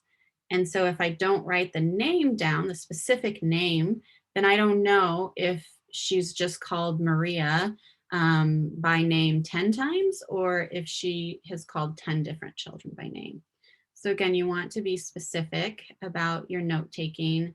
You want to be efficient, which means that you write down just enough information. You don't have to write, entire paragraphs about things that were happening. Again, especially if you've either scored the item or it's not related to an item. You want to be organized. So that looks like different things for different people. I use boxes and I circle. I always put the time. So I generally have a running record, the time that the observation started. I always write the group. Was this the whole group, small group, children playing in pairs or children working alone, and the type of activity, and then some details about what was happening. So I do that as a way to organize my notes so I know where to look when I'm scoring. I use lots of symbols and abbreviations. So I use T for teacher, C for child. I use check marks, or I use smiley faces if it's a positive interaction. And really it is about, like I said, finding what works for you. And you will get better. Like it's just a matter of practice on this type of skill. Okay, great. So this is an example. I think this is hard to see, but just as I mentioned, like I write the time. There was a morning meeting, tea on the rug. I've got a smiley face. I put book. I circle things like weather is a science concept. GM stands for gross motor. So I know that they did a gross motor activity. Eye contact, I have 2 check marks. Like this is my names. I'm looking for 8 names and I have 4 written down here. And then I just sort of, my notes are understandable to me. They don't necessarily need to be understandable to other people, as long as you have enough information here to score the items. Okay. So now we're going to practice. We're going to practice taking notes, and we are going to also be mindful of your lens. So when you watch this video, think about what you're seeing, what you're noticing, how you're feeling about it, and what other people might see or notice. Because sometimes when we watch a video, people will say, oh, I saw this and I saw that. And I'm like, oh, well, I was focused on, other things. So that does give us an indication on just what we pick up when we're watching. So I will say this video is just an overview of a program in India, and it's kind of a promotional video that just explains about the program. So really, I like this video for this purpose because it shows you a lot of different things that happen in the program. And so again, what you're going to write down is what you see. So what are children doing? What does the space look like? What are teachers doing? What types of activities? What are some, just reactions you have to what you're seeing? Okay, so does that make sense? And hopefully you can see this video and hear the video, but let me know. And I do have, I'll share the slides with Elsa, and I have all of the links. This is just something from YouTube. So we will go ahead and start, and again, take your notes. And Dawn, so this video is available in YouTube, right? Mhm. So could you copy the link Yeah. in the chat, so maybe if they cannot see for internet connection, so they can see it in Mhm. other. Yeah, let me see if I Wonderful, can. thank you. Yeah, it won't let me select it real quick. So let's, okay. Ok, le compartiremos el link en el chat por si necesita, o sea, lo vamos a proyectar, pero también lo vamos a poner en el chat por si acaso alguno de ustedes prefiere verlo en otro dispositivo o para efectos de la conexión de internet. Lo que vamos a hacer es ver un video de un programa de educación infantil en India. La idea es que tomen notas, primero que estén conscientes de sus propios lentes, que ya no identificamos, pero por otro lado también mirar, por ejemplo, qué hacen los niños, qué hacen los docentes, cuál es el espacio, los materiales y las interacciones. Entonces, bueno, comenzamos la actividad, todo el mundo probando sus habilidades de observación y siendo muy claros y muy conscientes de sus lentes. All right. Okay. So I pasted it in the chat and now I'm going to play it here. So in either way, either watch it on your own device or I'll play it here and then we will talk about what people observed. Okay, so let me, okay.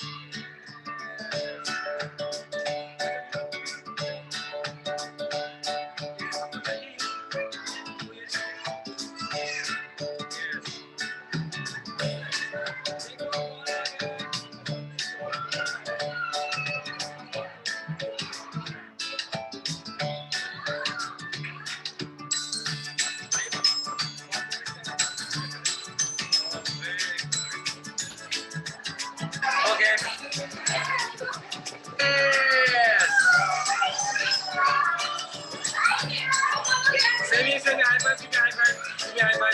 Very good. Okay. All right, so take a few minutes to write down your notes about what you saw, and then we will share out.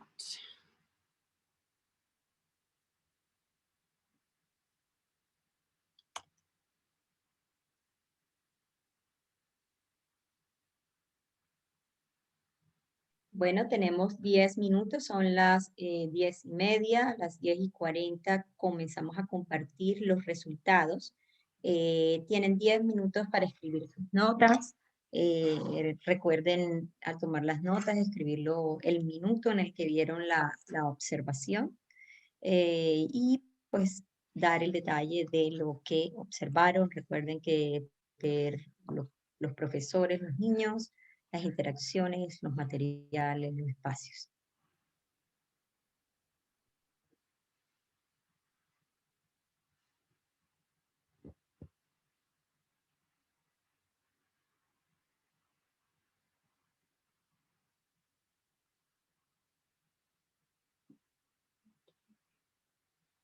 We have people starting to type in the chat. I don't know if you're able to type to everyone, but yeah, if you want to share your notes and reflections with everyone, that way we can sort of see what everyone's noticing.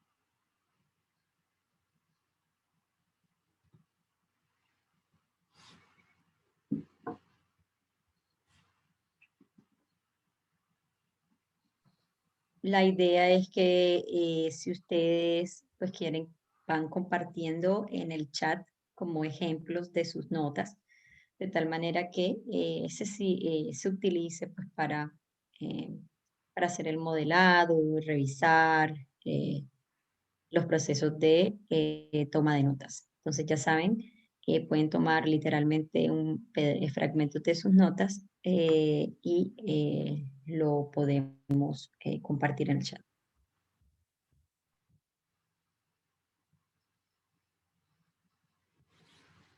Okay. It looks like some people are sharing about the interactions, right? We certainly saw interactions between teachers and children. There were some interactions between children and children, so peer interaction, and then also parents coming. So parents and teachers and children interacting. So lots of different ways to see interaction happening. We also heard language, right? So they were talking to the children were responding to questions. We saw positive things. So we talk about smiling or laughing or the high five or the tone.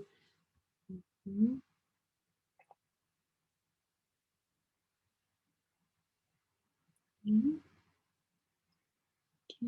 And the space itself, yeah. So we've got colorful classrooms. There were some paintings on the wall. They were coloring. There was the little, don't know, it looked like a little stage area where children could go. They were having snack. Kind of, it wasn't a very large space, right? So it wasn't huge, but there seemed to be space for children to move around. We also saw children on the floor sometimes and at tables sometimes too. So for the different activities.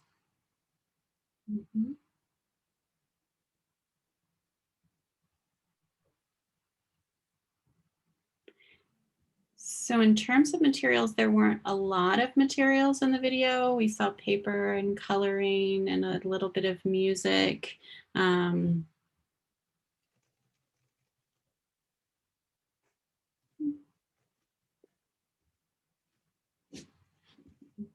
Yeah, so we've got a comment that materials were appropriate for their age, so kids were able to do those activities.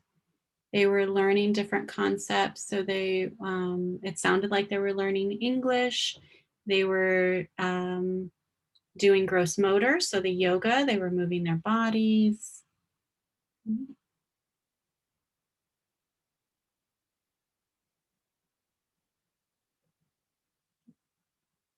Awesome. So thinking about, this was a less than 3 minutes for the video, and it was, snapshots of what they do throughout the day. But you can start to think about the types of activities, the types of interactions. It was very busy. There was a lot of things to look at and to listen to. And so starting to think about, what does an observation look like when you're out in the field, or when you're observing a video too. Great. So any questions or comments at this point? Yeah, thank you guys for sharing all of the things that you're seeing in the video.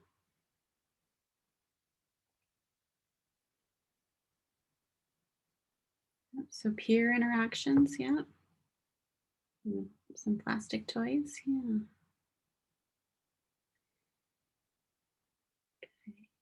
Great. So I want to talk a little bit about preparing programs and interacting with programs, and making sure that, again, this gets back to seeing the accurate day, an accurate reflection of what happens. And so as you're going out into the field, and Elsa's already doing this, as she reaches out to programs and talks to them about the project, about the purpose, really giving them that information about why it's important, that we don't want programs to change what they're doing during the observation. We want to see what's typical, what usually happens.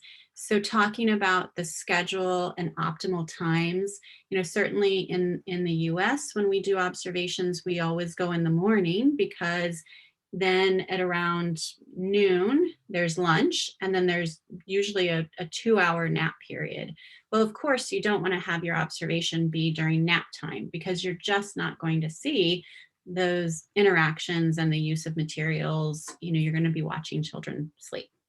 So thinking about when is the best time to go, and scheduling, with that program, and making sure that you're able to get a good snapshot of what happens. We know going out into programs that they want to show their best, right? So we want to reassure them that we, don't need to see performances or tours or special events. Sometimes I've gone to a program and all of the children have come out and they've sang a song, or they've done a dance, or they've prepared a meal or something. And while we appreciate that, and it's wonderful of the programs to do, we really want to send the message of, please just pretend like we're not here. Go about what you normally do. We want to be mindful of extra staff or volunteers. Again, if there's usually only one teacher in the classroom, then on the day that you go, ideally there is just one teacher, and it's the regular teacher. Parents, can be tricky. Sometimes if they know someone is coming to observe, they want to observe as well or attend. If a program typically has parent volunteers, then, they should continue to have parent volunteers on that day, but you want to make sure that it's not just, I'm thinking about a program that I went to, and literally there was just a wall of parents. They were just lined up against the wall watching too. And I really felt for that teacher, because she had observers coming in, and then also, the parents were watching too. So again, it is about making sure that, we want to see what normally happens. Please don't change anything for the observation, and to reassure and have the teacher feel comfortable with us being there. Okay. So before the observation, we want to make sure that it's scheduled in advance, that everybody's aware of why we're going. That you arrive early, you talk to the teacher and the director, explain the procedures to them.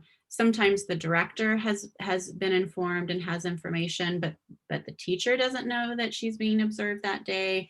So it's really important to allow enough time to make sure everybody's comfortable, especially if you're doing things like videotaping, or you're not sure where you're going, or you're not quite sure when the school starts, allowing that extra time to get settled in. Usually when I go into the classroom, I'll just, the teacher says, oh, we have a visitor here with us today. They're just going to watch us play, and, and kind of like says they're here, and then you can ignore them. You do want to start the observation when the teacher starts class. So either the teacher has started the class and you've come in and been introduced, or it's the start of the day, but you want to start when there's actually instruction happening. Again, not interacting with the children, or not interfering with the teacher, or talking to the teacher. Sometimes the teacher might stop what she's doing and say, oh, do you want me to read a book, or should we go outside, or this is when we'd normally do that. And again, just reassuring the teacher it's up to her what she does. So as an observer, again, to minimize the impact of being there, we try to sit in the back of the classroom, or in a place where children won't really notice us. But you do want to be able to see the classroom. So, again, it's very hard not to interact with children, but, trying to sort of distance yourself from them. If children engage, they'll say, what are you doing? What are you writing? What's your name? I always give just a short answer, and then I go back to what I'm doing. And if I need to, then I just sort of ignore them, or I'll say, oh, I'm busy working. And you do want to move to make sure that you can see everything clearly. So as children are moving throughout the room, or if they go to another room or outside, you do follow them as they go. And if there's downtime, so if children are working alone on something, that's when I make additional notes around materials, or I might just kind of scan the room and take notes about different things that I'm seeing. Or I go through and I check my notes, I organize them, and I see if there are any items that I can score already. So if you can score something a yes, I score it a yes, but I never score a no until the very end, because something can happen during those last 5 minutes.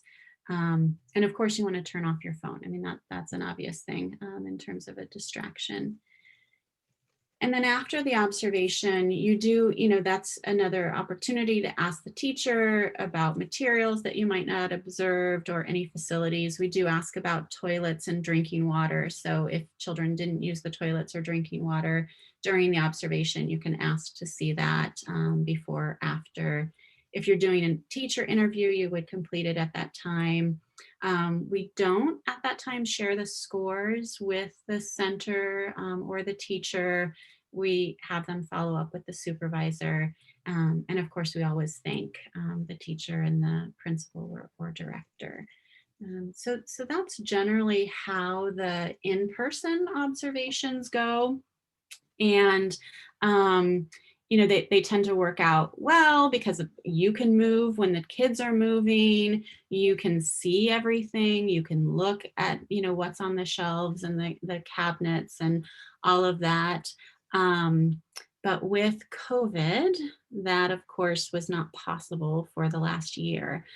So pretty much the last year, we have not really been able to get into programs. And so, in some places we completely stopped observations. In other places they said, well, what if we try to do them virtual, or what if we took video and coded from the video? And so we do have some experiences now with these virtual or video observations. And essentially, again, it's the COVID restrictions of not wanting to have additional people in the program. But also in Nebraska, the program that we're working with works with providers. These are, again, the family child care providers in their homes, and they're across the state. So they might be 6 hours away from their coach or the person doing the observation. And so we saw an advantage of being able to do virtual observations with providers who were farther away. So instead of driving 6 hours, we could just do a Zoom observation with them. And then with the Zoom observation, it also allows us to do some recordings if we have permission of the provider and the parents. So that was also another benefit, is that we were getting an opportunity to meet with people during COVID, to meet with people that were further away, and to then potentially collect these videos as well. And I will say, at this point in Nebraska, even though things are opening up, the organization has made the decision to continue with virtual observations because it's worked out well, and because of all of these considerations with distance and time. So it's not without its challenges. There are many, and we have had to do a lot of problem solving. We did a lot of piloting. Our first virtual observation pilot went terribly wrong. The provider couldn't hear us, but we could hear her. She became very flustered and ended up just closing her laptop and was like, "I'm done, I'm out, and I don't ever want to be observed again." So fortunately, we were able to have a discussion with her, and we made a lot of changes to help the process go a little bit more smoothly. But it was very much a trial and error, and then it's different in different settings. So one thing that, of course, is a challenge is technology. So being able to do a virtual observation means that you have to have a device and you have to have internet, and that internet needs to be stable because you're doing video. And in rural Nebraska, that's not always the case. And people might have a phone or a laptop or a tablet. And so we were dealing with different types of devices as well. And knowing that people were in their homes and they were moving from different rooms, or they were even going outside, and how could we use technology to capture all of those pieces. There's also a huge teacher or provider comfort issue. So we know that just being observed itself is stressful for teachers. And now we've added this additional layer of you're being observed, and you now have to think about this device. When you're in a classroom in person, the observer just moves around when they need to move around, and and if they can't hear, or if they do something, I as an observer can make those adjustments. Now we were relying on the provider to, when they went from the living room to the kitchen, that she would remember to take her tablet with her. So that gets into the next bullet, which is that you just can't see everything, right? When you're in a classroom, you can move your head back and forth and you see everything. When you're doing this virtually, you just see what the camera's pointed to. And so some of the activities that were happening off camera, if children were in another room, we wouldn't be able, we aren't able to capture that. The sound sometimes was an issue as well. So we worked with providers about making sure there wasn't a lot of background noise, that's challenging. And then also, seeing the materials and the space itself is really difficult virtually. So not being able, again, to see clearly what's on the shelves, or to know, is the space sufficient? Are kids crowded? Do they have room to move around? Is much harder when you're doing a virtual observation. So we know that along with this, we do need data to compare live and virtual observations. Again, that speaks to reliability. We want to make sure that the scores that we get with a virtual observation are very similar to scores we would have gotten if we did a live observation. And there are other measures that do this as well. So the class observation tool, they've done lots of research about doing the live versus videotaped observation, and they have lots of guidance around being able to do that reliably. So we're confident that we're able to do that with the Becky as well, and that's certainly been our experiences. So a little bit about the lessons that we've learned, and we've been doing remote observations since the beginning of this year. So it hasn't been very long, but we've certainly, I think we started in December with our piloting, but we have learned a lot. And the first really critical piece that we've learned is that you have to have what we're calling a pre-observation meeting. And what this means for us is that it's separate from the observation. It happens before the observation, and it also happens when children are not in the program. So as we work with family child care providers, there's typically only one adult there. If you're in centers, you could have one teacher and one aide, and then maybe the aide is responsible for moving the device or for capturing, different things or interacting with the observer. But that also, takes the aide out of the interaction with children. So I do wonder about the impact that would have if, you've got now an aide that's responsible and distracted by the device and managing that versus being able to interact with children more. So in the pre-observation meeting, as I said, it was before the observation, children weren't present, and it was an opportunity for us to check the device. So, the provider practiced getting on Zoom, met with the observer and their coach. The provider showed a tour of her space so we could score some of the materials and space items without children being present. They did some troubleshooting. So we would say, where do children go? And they would show us, 3 or 4 different rooms, because again, this was in a home. And we would say, okay, when the children are in the living room, where are you going to put your laptop? And then the provider would say, well, I could put it here, or I could put it here. And so she already knew, this was planning. She knew when children moved, where to put the laptop, and that it would be okay for the observer to be able to see and hear everything there. So that was really, really critical.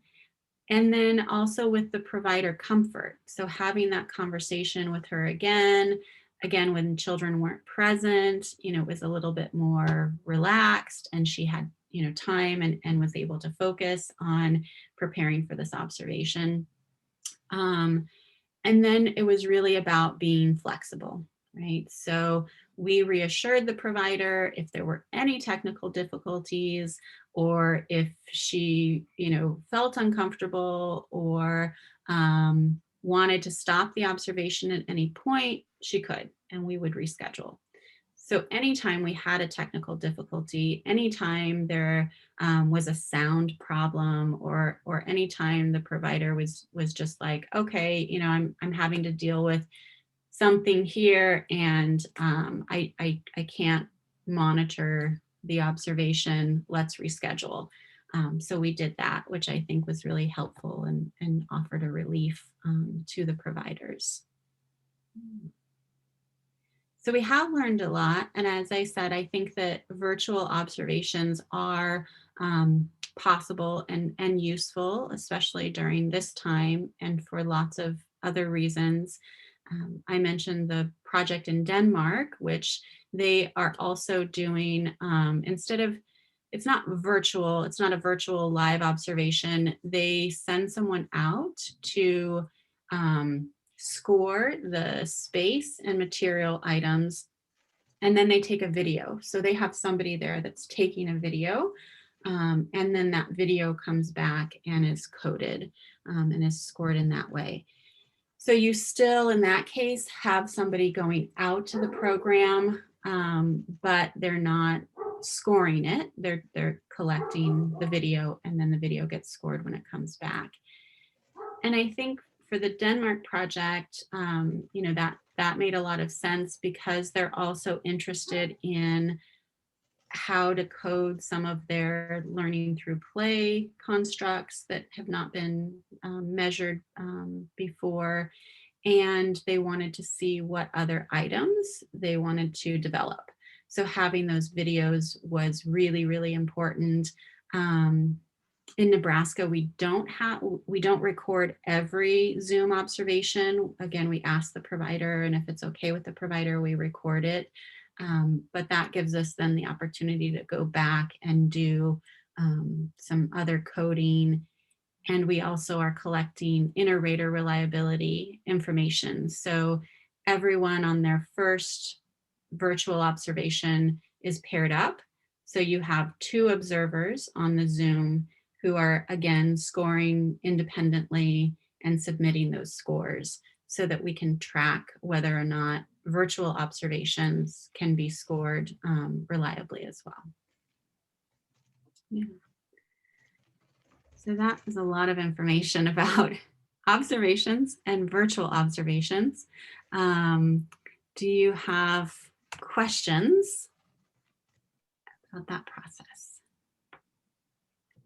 Bueno, ahora pues ya John nos dio la experiencia, nos compartió la experiencia sobre las evaluaciones, las observaciones que se hacen, ya sea a nivel virtual, en vivo, como se hizo en Nebraska, o a través de video, como se hizo en Dinamarca.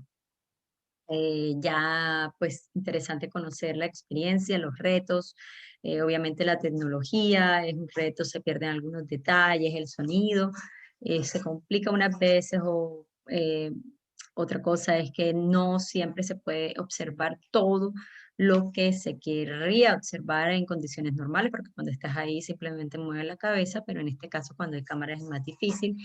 Y sobre todo el tema de que el docente, incluso los niños se sientan cómodos y pues a partir de allí nos da estas estrategias vitales como por ejemplo organizar reuniones previas antes de la evaluación o de la observación, hacer un video de los materiales y los espacios cuando no estén los niños, pues ser flexibles y sobre todo unos tips importantes para el manejo de la observación con los niños allí, o sea, por ejemplo, evitar el contacto visual, las conversaciones, tener respuestas cortas, o sea, la idea es que ellos no se distraigan contigo principalmente. Entonces, bueno, esta es unos tips que nos comparte Don y quisiéramos saber cuáles son sus preguntas sobre las observaciones, sobre cuál es la duda. Por ejemplo, aquí el reto es, si ustedes van a hacer una observación de clase, ¿cuáles creen ustedes que serían los retos que tendrían que enfrentar? ¿Cómo los podrían, al preguntarle de pronto a Don sobre cómo poder sortear esta situación? Muy bien, aquí tenemos a Mildred Conrado. Dice Mildred, nuestro proyecto lo llevamos desde el proceso virtual. Lo primero que hicimos fue hablar con la docente en un curso para luego presentarnos a los niños en su clase y así empezar la respectiva observación. Lo que comunicado en esta charla ha sido muy nutritiva por nuestro proyecto desde la práctica pedagógica. So, Mildred Conrado is sharing her experience about one project she already conduct. So they collect data virtually. So the first thing that she did was to talk with the teacher in order to introduce her to the children in the classrooms, and then they just start to do the observation. So the communication, the preliminary communication was pretty good, and it's and she appreciated your comments about it because it matched with her experience. Great. Yeah, that's wonderful to hear. Yes. And I think that communication piece is really key of making sure that, the teacher understands what you're doing and their role as well. And Erica had shared 2 questions, and I think a third. So asking about, do you consider that virtual observations are more accurate than live classroom observations? And I think we just need the data. That's a excellent question. We don't know, right? So with virtual observations, we are limited in what we're seeing. And so things that are off camera or that we might not hear or see clearly likely do have an impact on how we're scoring. So I think that's a question that we're really interested in understanding more of. And then she also asks, with the world situation right now, lots of classes have turned to virtual classes. So we talked about doing virtual observations, but in those cases, the children are still in person and they're in the classroom or in the program with the teacher. But you also have the case where children are receiving virtual instruction. So they are logging in and the teacher is on the screen reading a storybook to them or doing an art activity with them. And we have not used the Becky to look at remote instruction at all. I think that if we did, and I think there are people looking at quality of remote instruction, that we would make many changes to the instrument. So when you think about materials, it could be in some cases, are they sending materials to every child's home so that children have a set of materials that they're using, or are children using whatever materials they have available to them to do the types of interaction? I think, peer interactions look very different. Child engagement looks very different. It is really interesting to think about what does remote instruction look like. And again, at this point, Becky has observed virtually, but we have not looked at remote instruction. Yeah. So I would say that's a great question to explore. What are the measures? And like I said, I believe that there are other measures being developed that are really focused on looking at quality of remote instruction. Yeah, that would be interesting to learn more about too, because that's the direction that we're headed, even going into next year. And certainly for older children as well, thinking about how they are receiving instruction online. Yeah. Great. Awesome. Any other questions or comments about virtual observations? ¿Algún otro comentario sobre las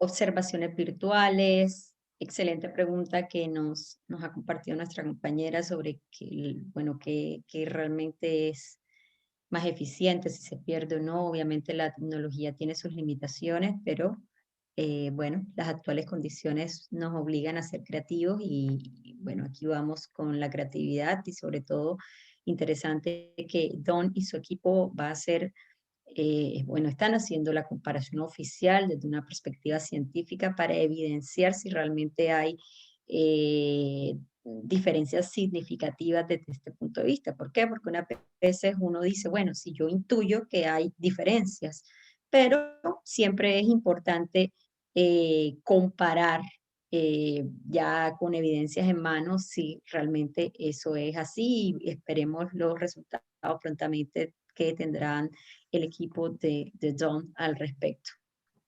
Bueno, ¿alguna otra pregunta? No more questions, comments? All right, great.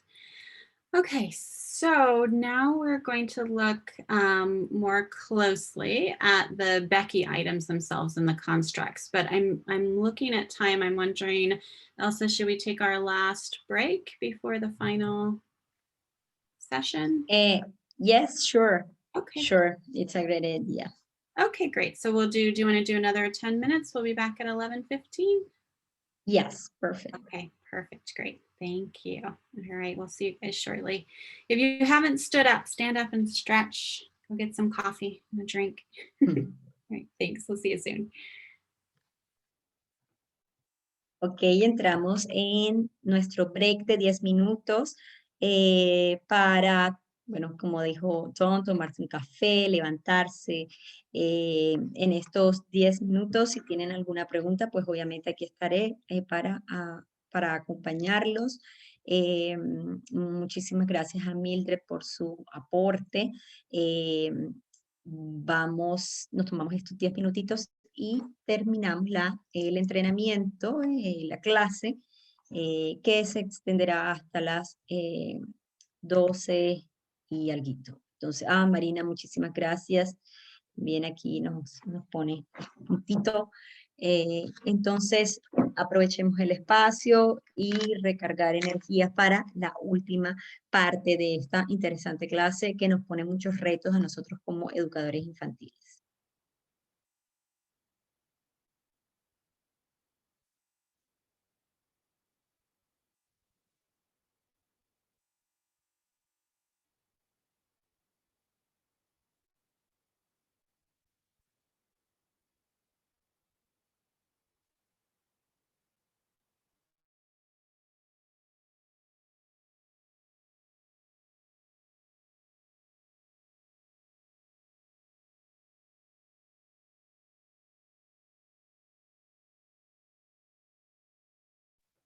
Acá, listo.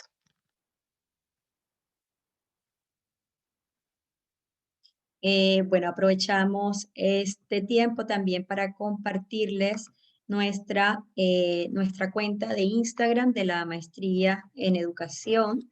Aquí tenemos una comunidad en donde ustedes pueden ver todos nuestros eventos. Tenemos no solamente estas clases en educación infantil abiertas al público, sino en los diferentes énfasis.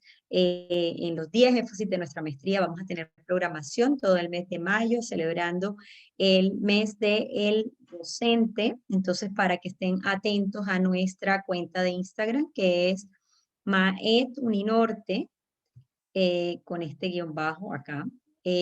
Pues fíjense acá como pueden observar, tenemos las masterclass, por ejemplo, la de hoy de la doctora Davis. Tuvimos ayer, en el día de ayer, la participación del doctor Del Pozo, enfocado ya en pedagogía social.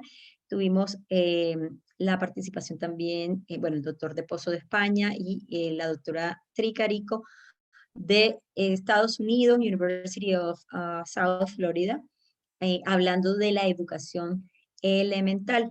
Entonces, también en este espacio pueden ver, por ejemplo, nuestros podcasts. Hemos creado unos pequeños podcasts, resumen de las webinars y las clases, de las masterclass, que ustedes pueden escuchar las ideas principales que tenemos.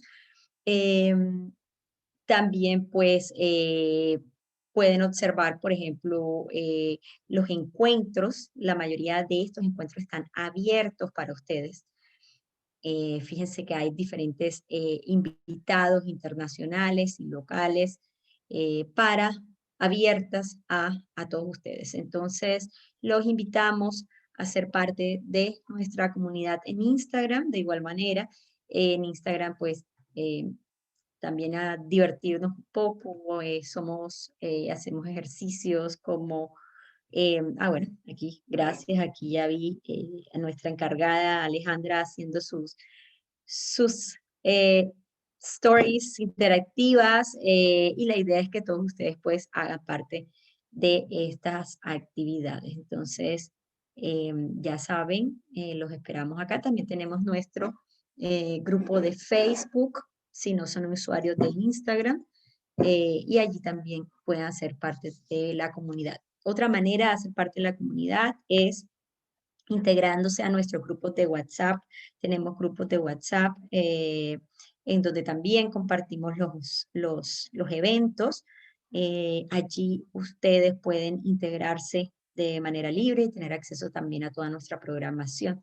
Entonces, pues ya sea como aspirantes a la maestría o como nosotros le decimos, amigos de nuestra maestría en educación de la Universidad del Norte.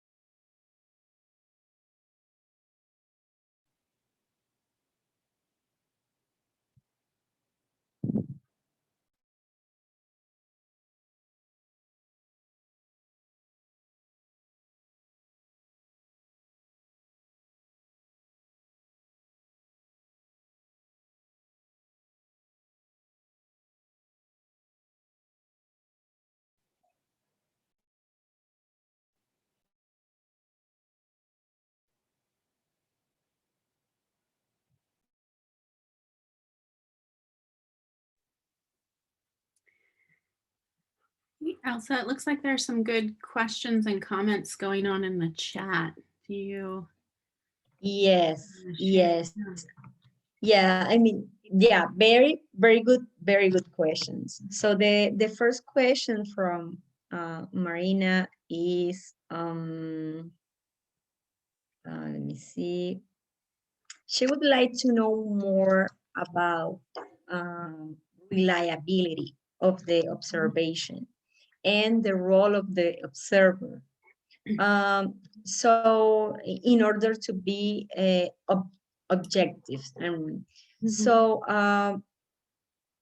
she says, I consider that are key elements in the process. So Mhm. yeah, I mean, so for example, Marina, she gonna work with us in the process of the data collection in Florencia. Mhm. So she is our partner. She works for university there, and so that's she's always wondering about how to be reliable, how to be objective, why you should be in this way, why these characteristics are important. That's the first Mhm. question, and then you have a second question from Lilian Salas, and she is asking for the theoretical foundations to to do observation. Mhm. I mean, why? I mean, what are the theoretical uh, foundation to do observation? Because I was asking her if she was talking about the theoretical foundation of the instrument. Mhm. So I explained that, for example, class is based on Pianta's studies. So each instrument has not only one, but also many theoretical foundations. But she is more focused on the rationale behind to use observation Mhm. in this type of process related to assess quality. Mhm. Yeah, yeah, those are great questions. So for the first question from Marina about, the importance of being objective and our role as observers, I think it does relate to reliability. So as we train on the tool, we have lots of things to check to make sure that reliable means that the data are true, right? So essentially, if I score yes that a storybook was read, there actually was a storybook read during the observation, and we can trust that. So when we look at the data across all of the programs, we have a good sense of just how often these things are happening. So we do that in a couple of ways. One is with training. So you do take a reliability test or a check to make sure you're scoring the same as everyone else. And then I mentioned that in the field checks and follow-ups, and it's an ongoing process. So as we learn more, as people have different experiences, that discussion about how should things be scored to make sure everybody scores them in the same way is really important. But it doesn't mean that it's 100% exact. So with our reliability checks, we want you to score 80 to 85% of the items the exact same way as the consensus scores, as the master scores. So that means that there are still 15% of items that people could be scoring differently. And in research, we know that there are always going to be some error in the data. So it's either because of the tool itself, because of the observer, there could be errors that come up with data entry, other things that happen. So we also acknowledge that there are some, error in the data. In terms of our role as observers, it is really about trying to influence or impact what happens as little as possible. So, and we've also looked at just having a video camera, and sometimes teachers will eventually just ignore the video camera, and that can give us more accurate data, right? Because there's less influence of somebody standing in the room. And us as measuring things, we're also moving towards a way where we could have sensors that measure things in different ways. So for example, language, there's a device called the Lena, it's Lena, and that tracks language. So it records all language that children hear or speak or is in the environment around them. And it tracks the length of the, utterance, the child's response, and a huge amount of data, very objectively, because it's, again, just a device that's constantly recording. And so there are other ways to get observational data as well, that sort of take that observer role out, because we do know that it influences it. Yeah, and Elsa, I'm not sure if Marina would like you to translate that, or if others, or are you translating it in the chat? You're so good. Okay. I see that there. Great. So in terms of the theoretical background, I would have a similar response to you. The tools itself, we've got Piaget, we've got Vygotsky and social and language, all of these things going on. I'm not aware of a theoretical framework for the process of observing specifically. I mean, we do with the tools, and then when we do observations, again, it's more just about the scientific inquiry method of where, again, we're trying to get accurate, reliable, valid data. Yeah, I think, Lillian, that in terms of observation, it would be more like a methodological foundation more than theoretical. I would say it's methodological. The problem when you are collecting data in early childhood education is that the easy way to do it is to do it through report. I mean, self-report, that's the easy way to do it. But the problem is that when you are reporting, when a subject is reporting, there are more bias inside. There are many questions that are subjective. So in this way, when you have observation, you have another sort of source of data. So you can triangulate, you can compare the information. The information that is common among the resources or among the techniques that you use to collect data, that's the information that that can tell you more. So te digo, Lilian, mira, cuando estamos hablando de los instrumentos, pues ya te dijo Don que cuando hay un instrumento, pues los instrumentos tienen fundamentos. Entonces, por ejemplo, en el caso de Becky, tiene elementos piagetianos, vygotsquianos, tiene elementos de, por ejemplo, de Pianta, propiamente como el instrumento. Pero tu pregunta iba más en términos de la observación misma. Desde la observación hay una fundamentación más que teórica, es un tema de tipo metodológico. Cuando estamos hablando de educación infantil, generalmente la forma más fácil de hacer evaluación es a través del autorreporte. ¿Qué es autorreporte? Que se pase un cuestionario, se hagan entrevistas con la persona. ¿Quién es la persona? El rector, el profesor, incluso el niño, o cualquier otro actor que esté dentro. Y el problema es que cuando tú, metodológicamente hablando, tienes todas las fuentes a través, que son self-report o que son de autorreporte, pues obviamente eso viene más cargado de subjetividad.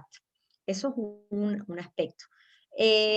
Hay varios metodólogos que han abordado el tema de la validez de la información a través del autorreporte, que podría compartirte alguna bibliografía al respecto. Entonces, se habla que, sobre todo cuando hay interacciones en el aula o cualquier otro evento de tipo observación de seres humanos, siempre hay, digamos, cuando hay un autorreporte está más cargado de estos sesgos personales. Entonces, ¿para qué se hace la observación? La observación entra como, como una técnica que permite triangular o permite darte otra perspectiva de lo que está pasando. Porque, y además permite enfocarte en el eh, fundamento teórico del instrumento. ¿Por qué? Por ejemplo, si tú tienes un instrumento que está basado en Vygotsky, el reporte de ese instrumento va a ser vygotsquiano. O sea, eso lo tienes que tener claro tú. Entonces, si yo soy formada en Piaget, pero yo voy a hacer una observación vygotsquiana, pues en ese momento dejo a un lado a Piaget, veo a Vygotsky y reporto la información.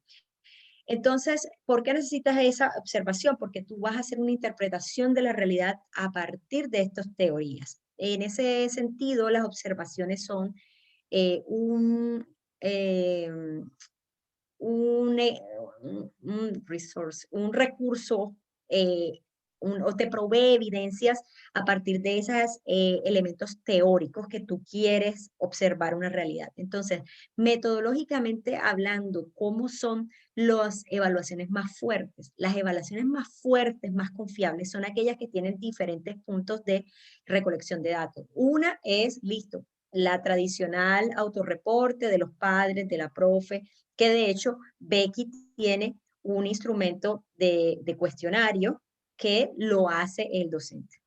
Pero Becky también tiene la observación que la hacen los observadores, de tal manera que lo que se hace es como una especie de comparación de los datos, o sea, lo que se llama investigación, que se triangula, digamos, los datos y se utilizan ambos sets para comparar y hacer más fuerte la evidencia. Fíjense que incluso en el ejercicio de observación siempre se están comparando, se toman por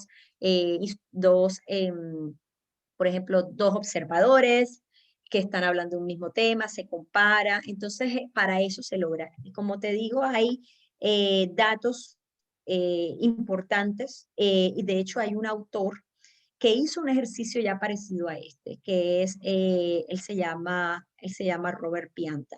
Robert Pianta investigó las interacciones de los niños docentes y por allá en el 92, 93 creó un instrumento que se llama STARS y CPRS.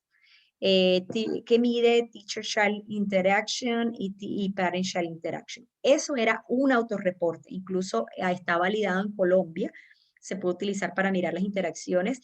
Y lo que notó Pianta después de muchos años estar trabajando con STRS es que, hombre, faltaban unas dimensiones que se podían alcanzar de manera más compleja, más nutrida a través de elementos de observación. Y después él creó el instrumento CLASS. Este CLASS tiene una dimensión de interacción que es de observación. Y él se ha dedicado incluso a comparar cómo está relacionado STRS con CLASS en las dimensiones de interacción y pues definitivamente se da cuenta que el complemento es interesante. Entonces, ese es un fundamento, digamos, más que todo es metodológico, más que teórico, pero bueno, como teoría podría darte respaldo o Pianta que puede hacer un buen ejercicio allí. All right. Are we ready to dive back into Becky details? We're getting more and more focused on the actual tool now that we have a background of quality in general, observations and that process, and the importance of reliability. Just to reiterate, you know, the Becky does build off global research around quality. It does draw from these other tools. There are certainly some similar, you know, aspects of quality that everyone has noted is important. It is developed from the longer tool from the Melco toolkit. And as you've heard, there's this ongoing development process. So when you're creating a measure, especially one that's adapted to different contexts, you're always wanting to learn about how the tool is working, how it functions. Is it, again, reliable? Is it valid? Are there associations with child outcomes? Can the data be used, and how can it be used? So that's a lot of the work that we're doing. It is, as I said, a checklist, which means it's generally scored yes or no. It's adapted. So again, we have the core set of items and constructs that we're looking at, but within the local contents, the local context, there are some adaptations. It's an hour-and-a-half observation, which is fairly short, and it's designed for both monitoring and supporting quality of learning environments in different settings. So I have another quick Menti poll, and I just am curious. Let me actually go on to the next slide. About what you think of when you think of early childhood programs. So we're going to build a word cloud. And again, if you go to menti.com and enter this code, you're going to type in, and you can do it in English or Spanish, 3 things that you picture or hear when you think of early childhood programs. So for example, I might put that I hear talking, I see books, and I also hear laughter or music, or you might think of bright colors or smiling, just anything that you picture when you think about an early childhood program. And you can enter more than 3 words if you want. I'll actually share.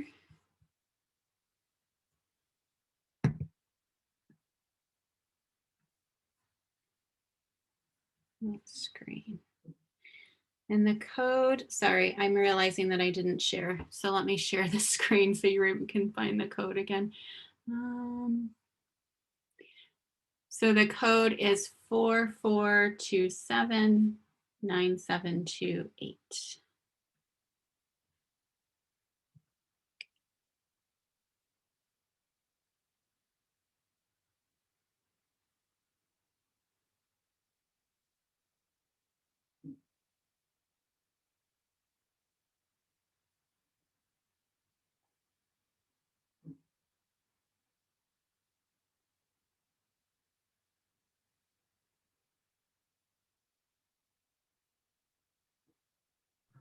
Dawn, we Yeah. have one question in the chat for you. It's so Marian have an interesting question. She says that she mentioned that even when the observer know that she or he should reduce the bias. So sometimes just happen that when they are there observing, they just are influenced by their own personal bias. So her question is, what happened when, what happened when observation is influenced by personal bias? That's her question. Yeah, I think that's a great question, and why, I start the conversation just acknowledging and recognizing that we do have these personal biases. And it is about going back to the tool and saying, what did I see?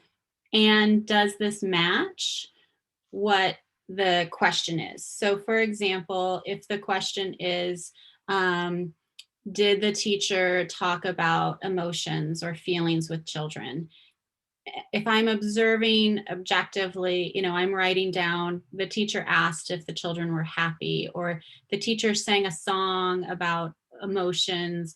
If I see that, I know that the answer should be yes.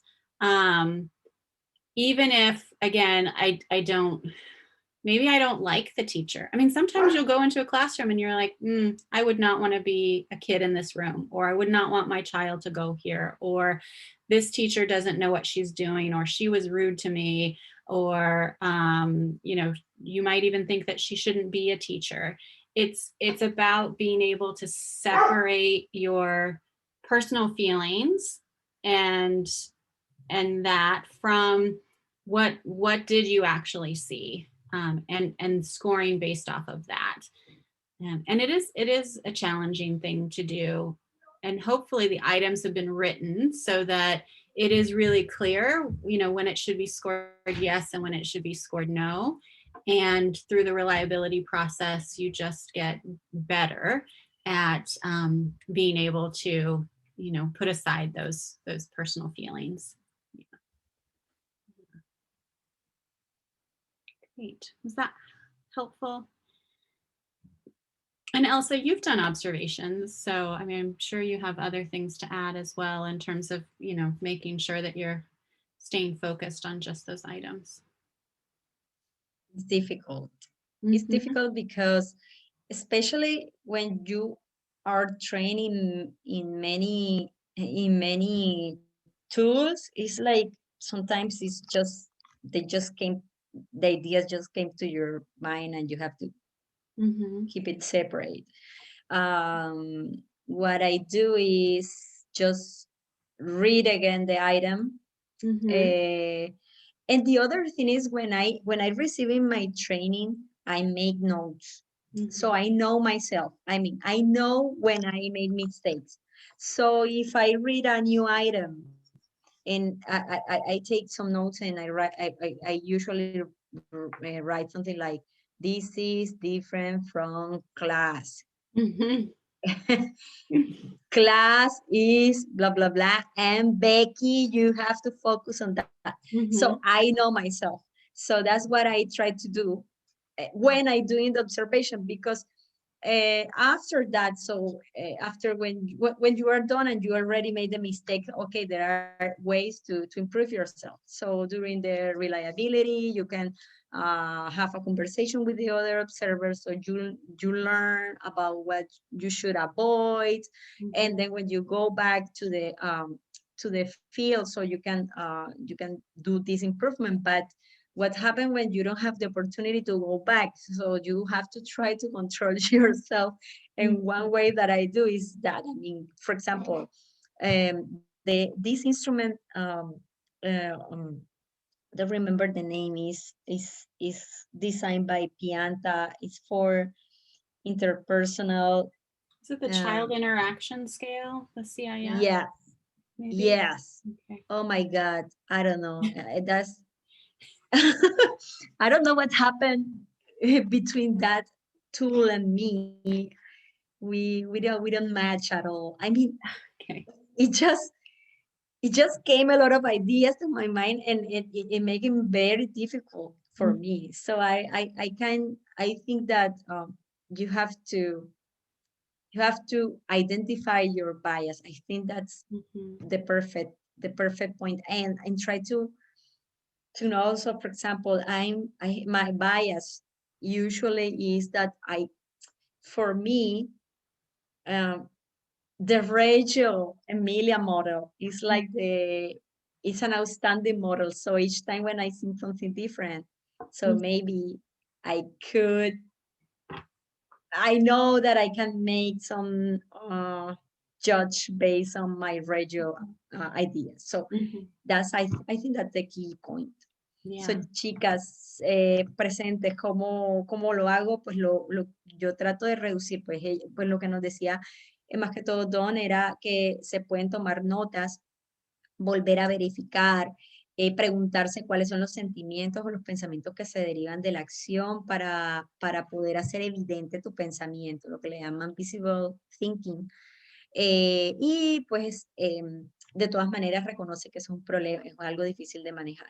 Pero además están los procesos de confiabilidad que permiten mejorar esos procesos. Ahora, en mi caso, un tip adicional es que como yo tengo entrenamiento de varios instrumentos y cada instrumento es diferente, hay veces que cada instrumento es diferente, pero tienen preguntas similares. Entonces, yo lo que hago es que durante el entrenamiento digo, en este ítem no tienes que mirar esto. En este ítem sí tienes que enfocarte en esto.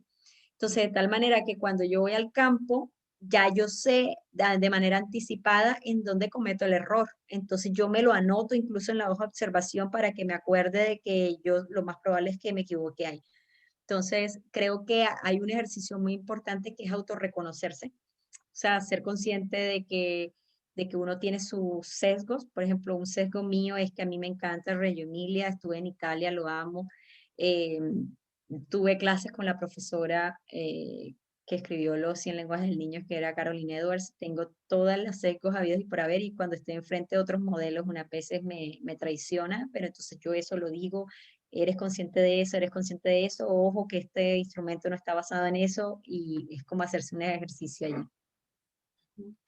Okay, great, thank you. So I really like this question, and it creates, this is a word cloud. So the more times somebody enters it, the bigger the item, the bigger the word becomes. So we've got things like activities, toys, learning, smiling, art, fun, all of these things, nutrition, colors, games, family life and values. All of those are pieces of what's happening in early childhood programs. And so when we think about like what are we able to capture on with the Becky, if we're not capturing everything, what have we selected for our 50 items? Because certainly you could ask many more items, and really we have developed 4 key concepts. So all of our items, fall into one of these 4 areas that again are based on what research says matters for children. And it's play-based learning practices, and we'll talk about what those include: learning through conversation, so that language piece, support for positive relationships, and having a safe and stimulating environment. And really, I there are 4 here, but certainly there are things that the Becky doesn't capture. As with any tool, you're making choices about what to include. And there are opportunities, again, for adaptation to include different pieces or to have them as part of an interview or another piece of your data collection. Some examples of those other concepts would include parent engagement, family engagement. So when we saw the video clip, we saw a big piece was connecting with families. We don't have much here about nutrition. So food programs and interactions around meals and snack time is not a focus of the Becky as well. So again, it's really selecting these 4 areas to collect data. So when we think about play-based learning practices, it really encompasses a lot of different ideas. And one idea when we think about play-based learning is really that children have choice. Okay, that's the idea of playing. They have free time or open play time where they're able to choose how they carry out activities and make decisions about their play. Play-based learning also includes engagement with materials.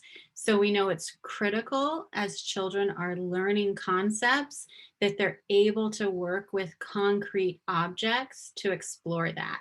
So if they're learning numbers or a math concept, having an object, this is one object, this is 2 objects, really does reinforce those skills in children.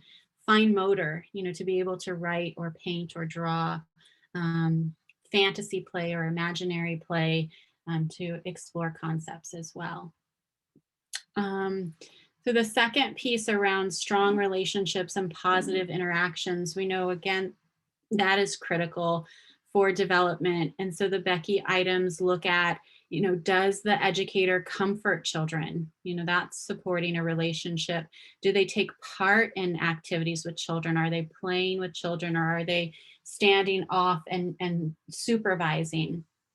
Do they get on the floor with children at the same height? Do they have eye contact? Do they have negative verbal interactions with children? All of those key behaviors tell us about what the teacher's doing to support those relationships.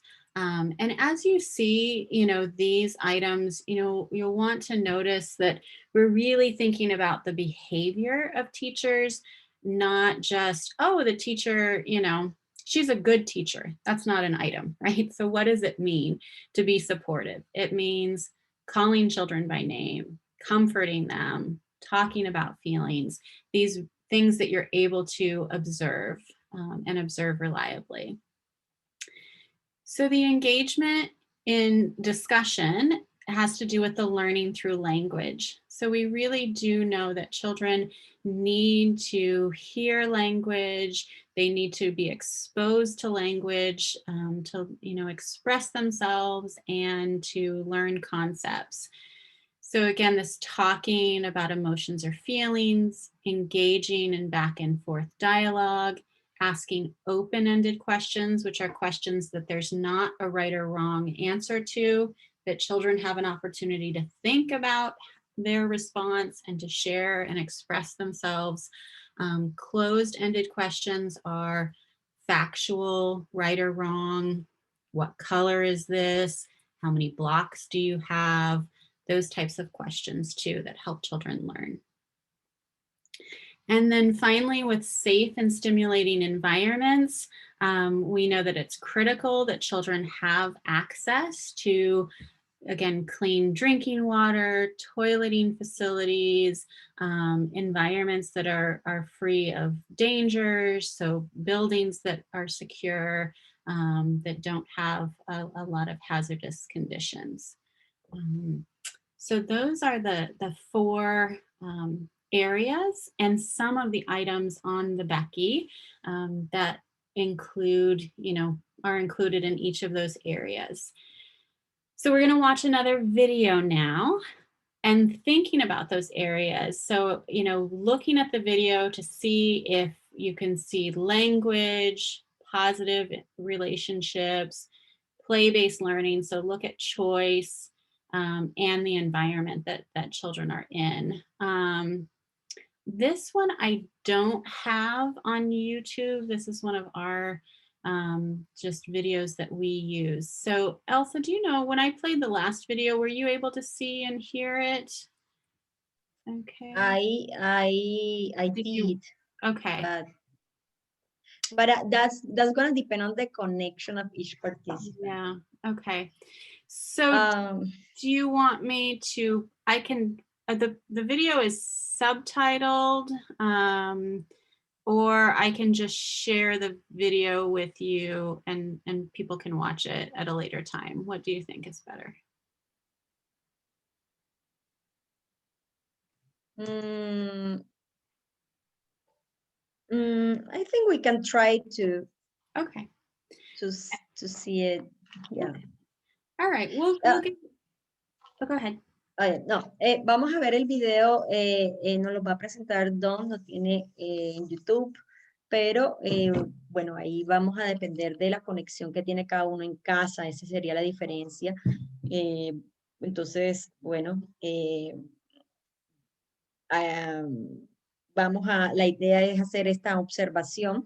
Acuérdense que los puntos a analizar son si las actividades están basadas en juegos, si los aprendizajes se dan con las conversaciones, si el ambiente es seguro, estimulante y si se dan relaciones positivas. Entonces, bueno, vamos a iniciar. No olviden tomar notas, tener en cuenta los minutos y aquí vamos.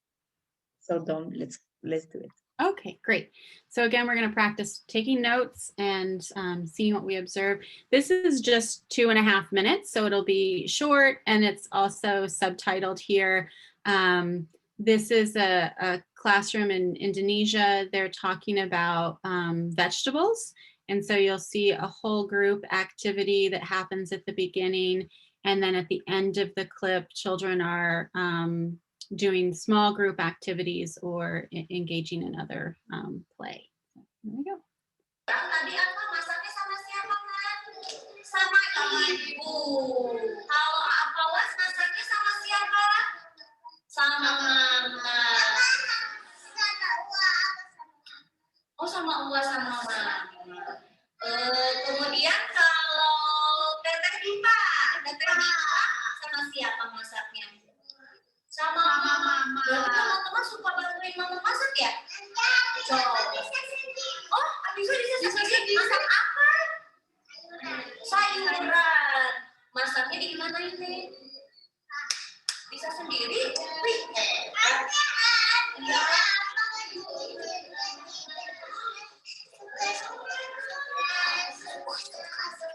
Suka apa? Suka berenang? Berenangnya di mana?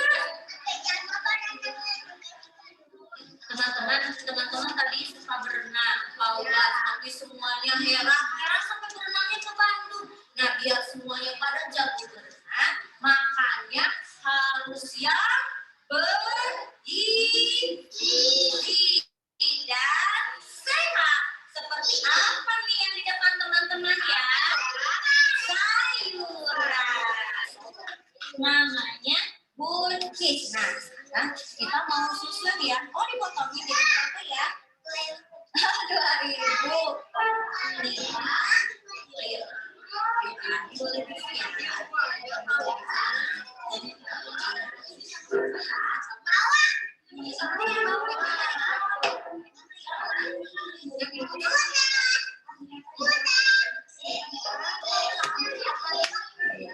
Ini petani. Oh, yang ini petani ya. Petani. Kalau yang pedagangnya sebelahnya. Ada berapa pedagangnya ya? Ada 1. Ada berapa? 1. Ini. Tadi ini pawas. Pawas namanya berupa apa saja yang sekarang? Nih. Pawas. Coba nih. Pawas. Ya. Sudah selesai. Karena Okay. So take a few minutes to finish writing what you saw, and then if you'd like to share in the chat what you saw. And also thinking back to the concepts that we've talked about and the word cloud that we made, what were you seeing in terms of activities and interactions and materials and choice? So, la idea es que ahora pues tomen nota de sus videos, repasen los conceptos que estuvimos viendo hace unos minutos y compartan sus ideas en el chat. Erika, me lo estás mandando a mí solita. Mandémoslo al grupo. Y ya te escribo también ahorita.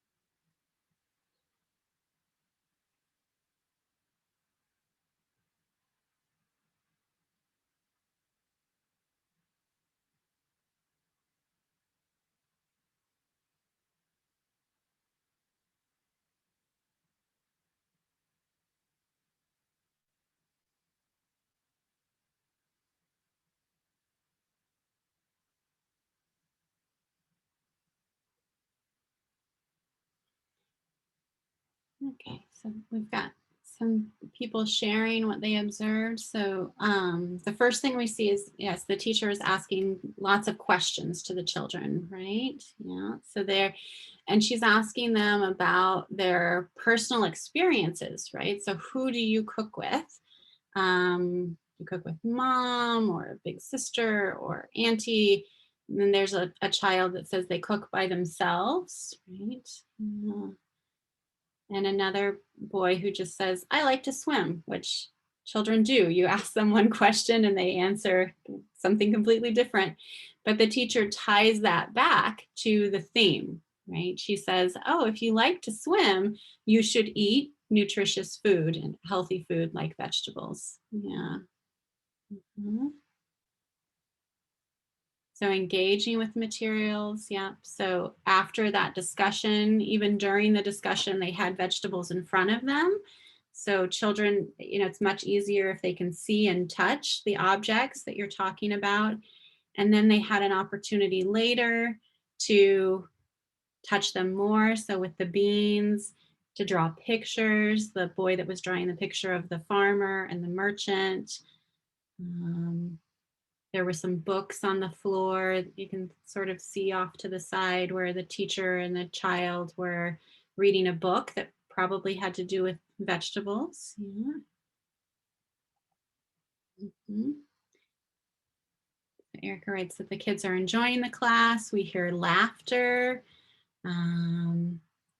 We hear, again, conversations. Great. Yep, close to the children. We saw different groupings. So there were children that, again, the whole group, then children working, the child drawing by himself, and one-on-one with the teacher, and in small groups.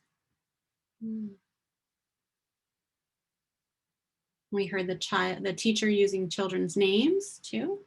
Yeah. So that video, again, that's in 2.5 minutes. We were able to see lots and lots of different things happening. Okay. All right. Any other comments about the video or the constructs? No? Okay. So again, I want to give a little bit more detail in terms of the structure and how you score the items.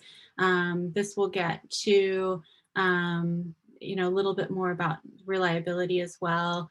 So you have with you both the observation tool, which has been translated and adapted for Colombia, and there's also a manual that provides more detailed information and instructions on the items.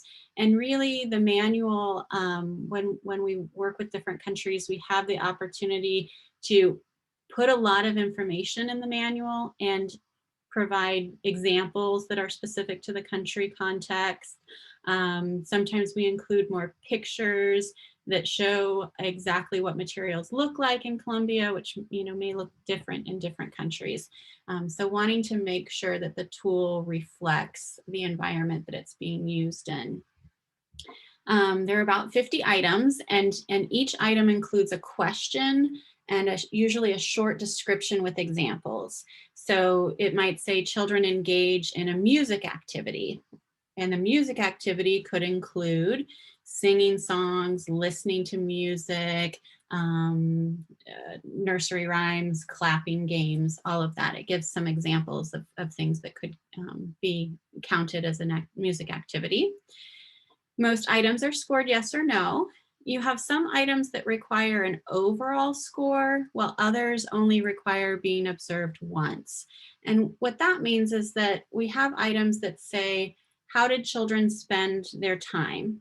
Did they spend most, and the response options are, did they spend most of their time in a teacher-directed activity, most of their time in free play, or some of their time in both?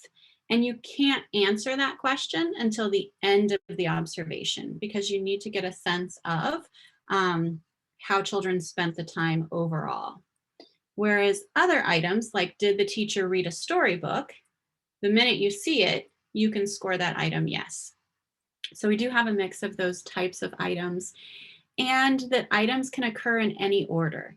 So an observation is very different than a child assessment or an interview, where you start with item 1 and then you move to item 2, item 3, item 4. When you have an observation, you can be observing multiple items at once And, you know, you might score item 37 and then item 12, and then you see something about item 18. So you really do need to have a picture of the entire observation and all of the items as you're watching. As I mentioned, there are detailed instructions included in the manual, and you want to pay attention to what we call the qualifying criteria.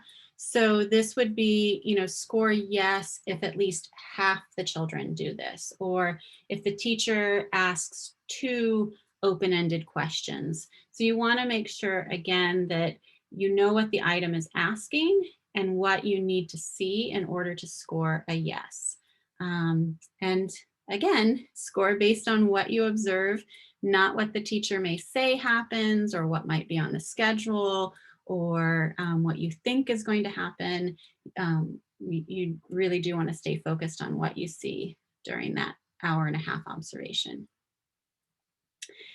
So the Becky is in 4 different sections. We have our 4 constructs, but the items are then organized in these 4 different sections to help with doing the observation. The first section is really about classroom information and observation information. So it asks the, you know, program name and teacher name and basic information about when the observation was done. The bulk of the items are in the pedagogy and learning activities section, and that's further divided into thinking about what do children do, so what types of activities are children engaged with, and what practices does the teacher do. So you're looking at both the behavior of the children for some items and the behavior of the teacher for other items. The next section then talks about classroom arrangement, space, and materials. So that is things like outdoor space, gross motor equipment, indoor space, seating available, materials. Are there writing materials, art materials, dramatic play materials? And then the last section is about facilities and safety. So water, toilet, hand washing, and safety hazards. Okay. So this is just, you know, to quickly show you the basic information is, you know, when did class start? When did the observation start and end? Asking about boys and girls enrolled and attending and the number of adults present.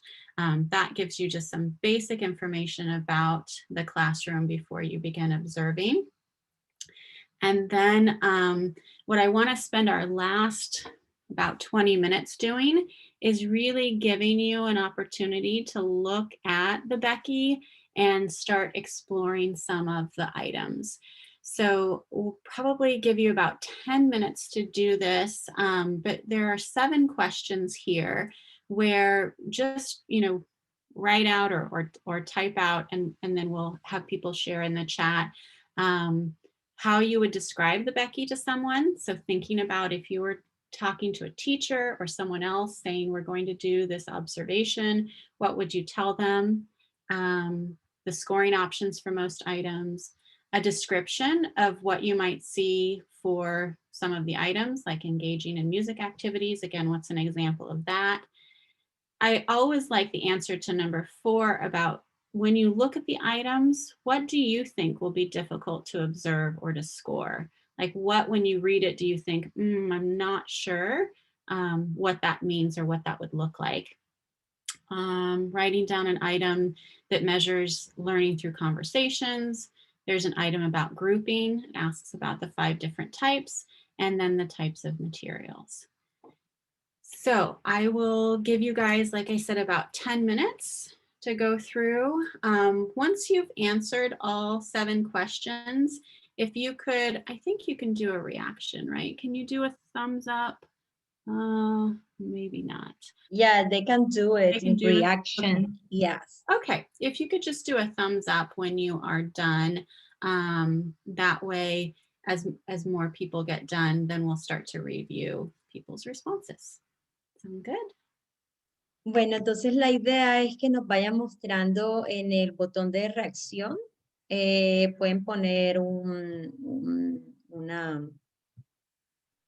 una carita o un dedito arriba cuando ya hayan terminado estas 7 palabras. Estas 7 palabras es para, pues, para pensar de qué manera ustedes, si tuvieran que hablarle a alguien sobre Becky, ¿qué dirían? Entonces, por ejemplo, las preguntas, la número 1 es ¿qué es Becky y cómo la describirían?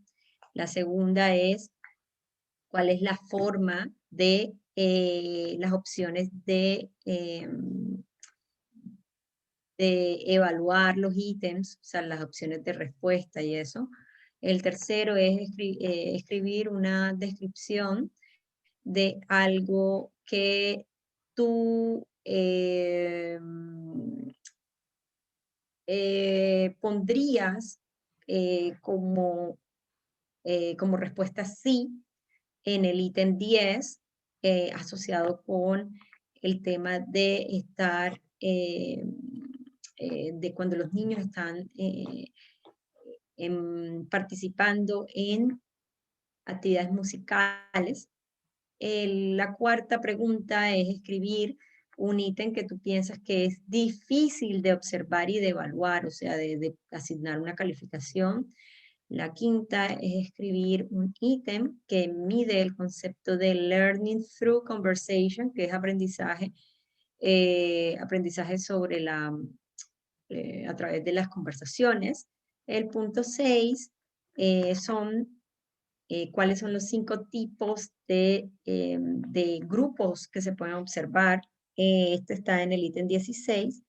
Y en el punto 7, escribir los tipos de materiales que se pueden evaluar, y esto está asociado con los ítems de la sección número 4. Entonces, pueden ir compartiendo sus respuestas en el chat, en inglés o en español, como ustedes lo prefieran.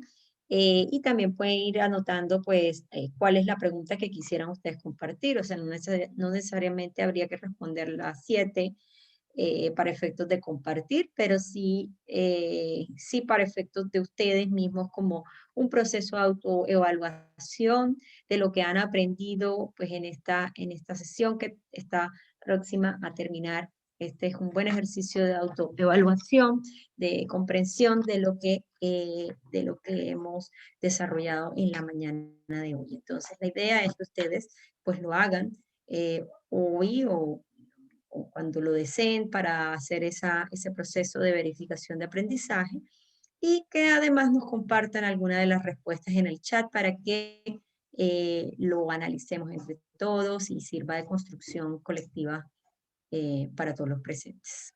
Entonces, esperamos sus respuestas en el chat. Thanks, Elsa. And I didn't double check with the Columbia adaptation if the item numbers are the same. So like for question 3 here, item 10, I don't know if on the Columbia version it's engage in music activities or if item 16 is groupings, but hopefully it'll be okay. Ok,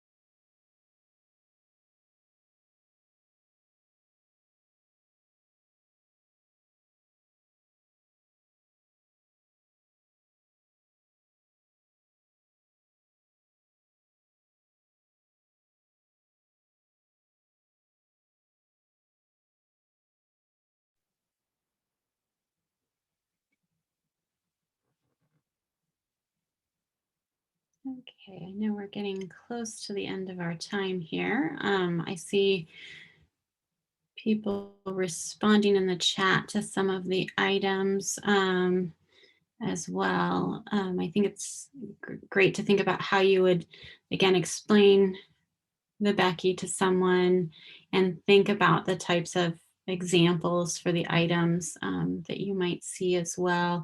I think also when you go on to the training, it might be helpful to sort of, again, maybe review these items and paying particular attention to things that might be difficult to observe or score as well as you work through the training too. Yes.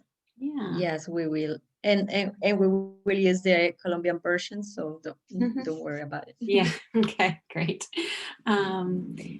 Yes, but I wanted at least to give everyone a little opportunity to start to, read over the items, to think about what it looks like in a Colombian preschool and how, again, you become reliable and you become objective and gather information that allows you to answer these questions, and to be able to say something about the quality of the environments, and then also how teachers can be supported. So I wanted to leave the last, I guess we've got less than 10 minutes, but, really thinking about next steps in terms of, Elsa, you're thinking for this group, but also any final questions or comments to help prepare you for the afternoon session or for things coming up. So Elsa, do you have thoughts in terms of just what will be coming up and what they'll be planning for and how I can help? Yes. So, primero, to get, I would like to do thanks to all the answers. It has been very interesting. I have been reading through all the comments, and it's clear that that you guys have a pretty good pretty clear ideas about Pecky, what is the purpose. So it's pretty interesting, the way how you provide this detailed description about the purpose of the instrument and the uses of the tool in order to improve the quality of early childhood education. So it's pretty interesting. So and also about there are some people who went beyond and give and provide details about the scoring process. So that's very nice. That's the first thing. So agradecerles a todos por estas aportes que han hecho en nuestro chat. Veo comentarios sobre las descripciones sobre el uso del instrumento, sobre la importancia del instrumento, no solamente para el mejoramiento de la práctica pedagógica, sino para propósitos investigativos. Nos queda claro a Don y a mí que definitivamente la sesión ha sido muy útil. Podemos ver claramente que ustedes tienen una percepción, digamos, precisa del propósito y uso de este instrumento, y nos complace mucho. Y además también nos complace ver cómo pues ustedes también fueron más allá de esta descripción y comenzar a explorar los ítems, por ejemplo, de música, la parte de evaluación, de los ítems propiamente. Entonces, muchísimas gracias. Entonces, ahí con respecto a la pregunta de Don, que son the next steps. Entonces, los next steps o próximos pasos para Colombia es realizar el estudio piloto. En este momento vamos a hacer el entrenamiento de los recolectores de datos y estamos reclutando las instituciones educativas interesadas en participar en este ejercicio, en este piloto latinoamericano latinoamericano, porque fíjense que Colombia está representando a Sudamérica en este proceso de Melco, entonces, perdón, de Becky, que es un Melco, también nosotros participamos Colombia y ahora Becky también está participando, entonces fíjense que eso también muestra el liderazgo de Colombia en términos de primera infancia. Entonces, lo que viene es eso, es desarrollar el estudio piloto. Si las personas que están aquí están interesadas en ser parte del equipo de investigación, pues nos pueden avisar. Les comento que van a hacerse una capacitación. De hecho, la capacitación de los entrenadores, la primera capacitación de los entrenadores, de los recolectores, perdón, de datos viene después de esta sesión en la tarde y lo mismo en la sesión del 21 de mayo vamos a estar ya trabajando específicamente en la versión adaptada de Becky para Colombia, que ya, como les dije, está creada, está pues revisada en términos de pertinencia cultural y ahora viene el entrenamiento propiamente. Entonces, eso lo estaremos haciendo en el día de hoy en la tarde y mañana y el 21 de mayo. Y también las instituciones que estén interesadas en participar, pues se pueden unir. Ya saben que vamos a estar trabajando con recolección de datos a través de videos, que es la forma más viable en este momento de hacerlo por condiciones de COVID y bueno, también por la situación política en Colombia. Entonces, las personas que se quieran unir a este ejercicio, pues se comunican conmigo, Elsa Escalante, que bueno, soy la coordinadora de la Maestría en Educación, pero también soy la coordinadora de este proyecto en Latinoamérica de la adaptación de Becky. Entonces, el, el paso después a seguir es hacer la validación en una muestra nacional. Esto es importante porque ya entraríamos en todo el análisis psicométrico para determinar si el instrumento mide realmente los constructos de manera como se espera. Estamos analizando la precisión, la confiabilidad del instrumento, que eso es fundamental si queremos generar resultados que nos permitan procesos de mejoramiento. Entonces, esos serían los next steps. John, the next step it would be to start the data collection. I mean, we will have the training session in the afternoon, and then we will continue on May 21st.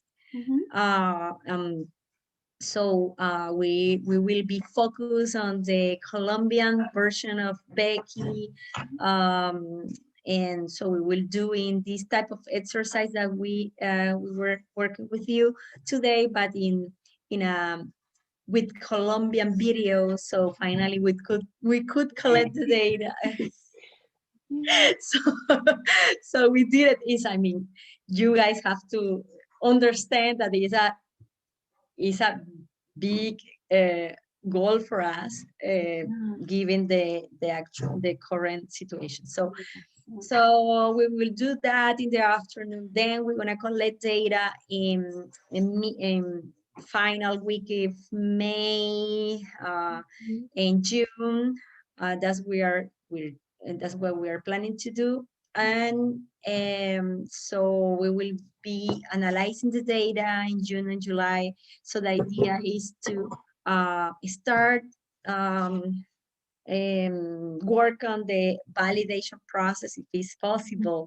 So, and that would be the next step. So what we are doing here is just following the steps that Dawn already shared with us, because our purpose is to have a reliable and cultural relevant instrument, to capture the reality of the quality of early childhood education in the Colombian context. And of course, we will be working with Dawn and her team, and the idea is to know even the results and share the results with Denmark, with the Denmark team and the Liberian team. So in that way, the idea is to share all these outcomes, and so that's the next steps. We are pretty excited, and thank you very much, Dawn, for your support and your trust in this process.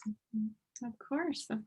I'm excited to continue to be able to work with you and to have you as a partner, and excited to see how things go in Colombia. So I'm anxious to hear, and yes, maybe we can touch base next week and and make sure that you know, if you have questions or need anything, that we're here to help. So appreciate it. Really appreciate everyone's engagement and questions and contributions today too. It was great to hear more about your experiences and how you're thinking about some of these questions as well too. So yeah. Thank you very much for your messages in the chat. I really appreciate your all this process. Thank you very much, Dawn. And we definitely achieved the goals with this session, and it was very interesting because we could maintain the group, and that's very good, because I know it's challenging because of the languages, and I mean, also because of the current situation in Colombia. So I definitely, this group is a group that is totally engaged and with the early childhood education, and so that's pretty good. So thank you very much, Dawn, for being here and support this process. Thank you. So a todo el mundo, muchísimas gracias. Gracias por su participación. Gracias por estar aquí con nosotros. Pues ya saben que pueden contar en todo lo que quieran con la maestría de educación, modalidad de investigativa de la Universidad del Norte. Vamos a tener estas sesiones con otras temáticas. Pues la verdad es que me complace que hayan permanecido en esta clase, que sé que son 4 horas, pero están todos aquí comprometidos a pesar de las dificultades que tenemos en términos de salud y políticas, pero esto lo que demuestra es que los que están aquí son los que están comprometidos con la niñez y bueno, por la calidad de vida y la educación de los niños. Entonces, muchísimas gracias a todos. Estén pendientes de la maestría en educación. Recuerden seguir nuestras redes, Instagram, Facebook, para que y WhatsApp, para que estén atentos de todos los eventos que vamos a tener en la maestría. Y bueno, cuenten conmigo. Mi nombre, recuerden, es Elsa Escalante. Me pueden escribir, se pueden comunicar conmigo para todo lo que necesiten. Muchísimas gracias y un placer haber compartido esta mañana con ustedes. Gracias. Right. I hope it goes well this afternoon. Take care. Take care. Thank you very much. Thanks. Bye. Gracias a Bye. todos. Thank you.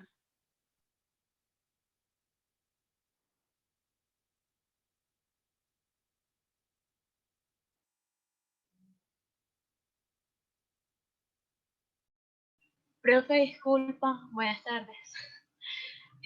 Continuamos a la 1:30. Está silenciada, profe. Gracias. Vamos a continuar a la 1:30 con la sesión de la tarde para los estudiantes de la maestría en educación, énfasis de educación infantil, y también para aquellas personas interesadas en conocer, en entrenarse en el instrumento de Becky en hora de la tarde. Pues la idea es que se continúe el entrenamiento ya con el equipo de Colombia, utilizando el instrumento de Colombia, de tal manera que se pueda alcanzar la confiabilidad y ser certificados para el uso del instrumento. Aquí les recuerdo a todos que eso es fundamental. Nosotros no podemos hacer uso del instrumento si no lo conocemos. Se ha hecho énfasis de que el éxito de que al finalmente se logre el propósito de mejorar la educación infantil va a depender pues en parte de la confiabilidad, de la precisión de los resultados, y para ello pues sin duda alguna el tema de entrenarse en este instrumento es fundamental. No tiene costo. El requisito, digamos, para ser parte del equipo es simplemente pasar el examen de confiabilidad, que como lo dijo la doctora Davis, es tener el 95% de las preguntas correctas. Entonces, de esta manera se logra la confiabilidad, que fue una de las preguntas que Marina nos compartió. Entonces, los esperamos a la 1:30 por este mismo link. Y estaremos ya con el equipo de Colombia. Muchísimas gracias y nos vemos. Gracias. Gracias.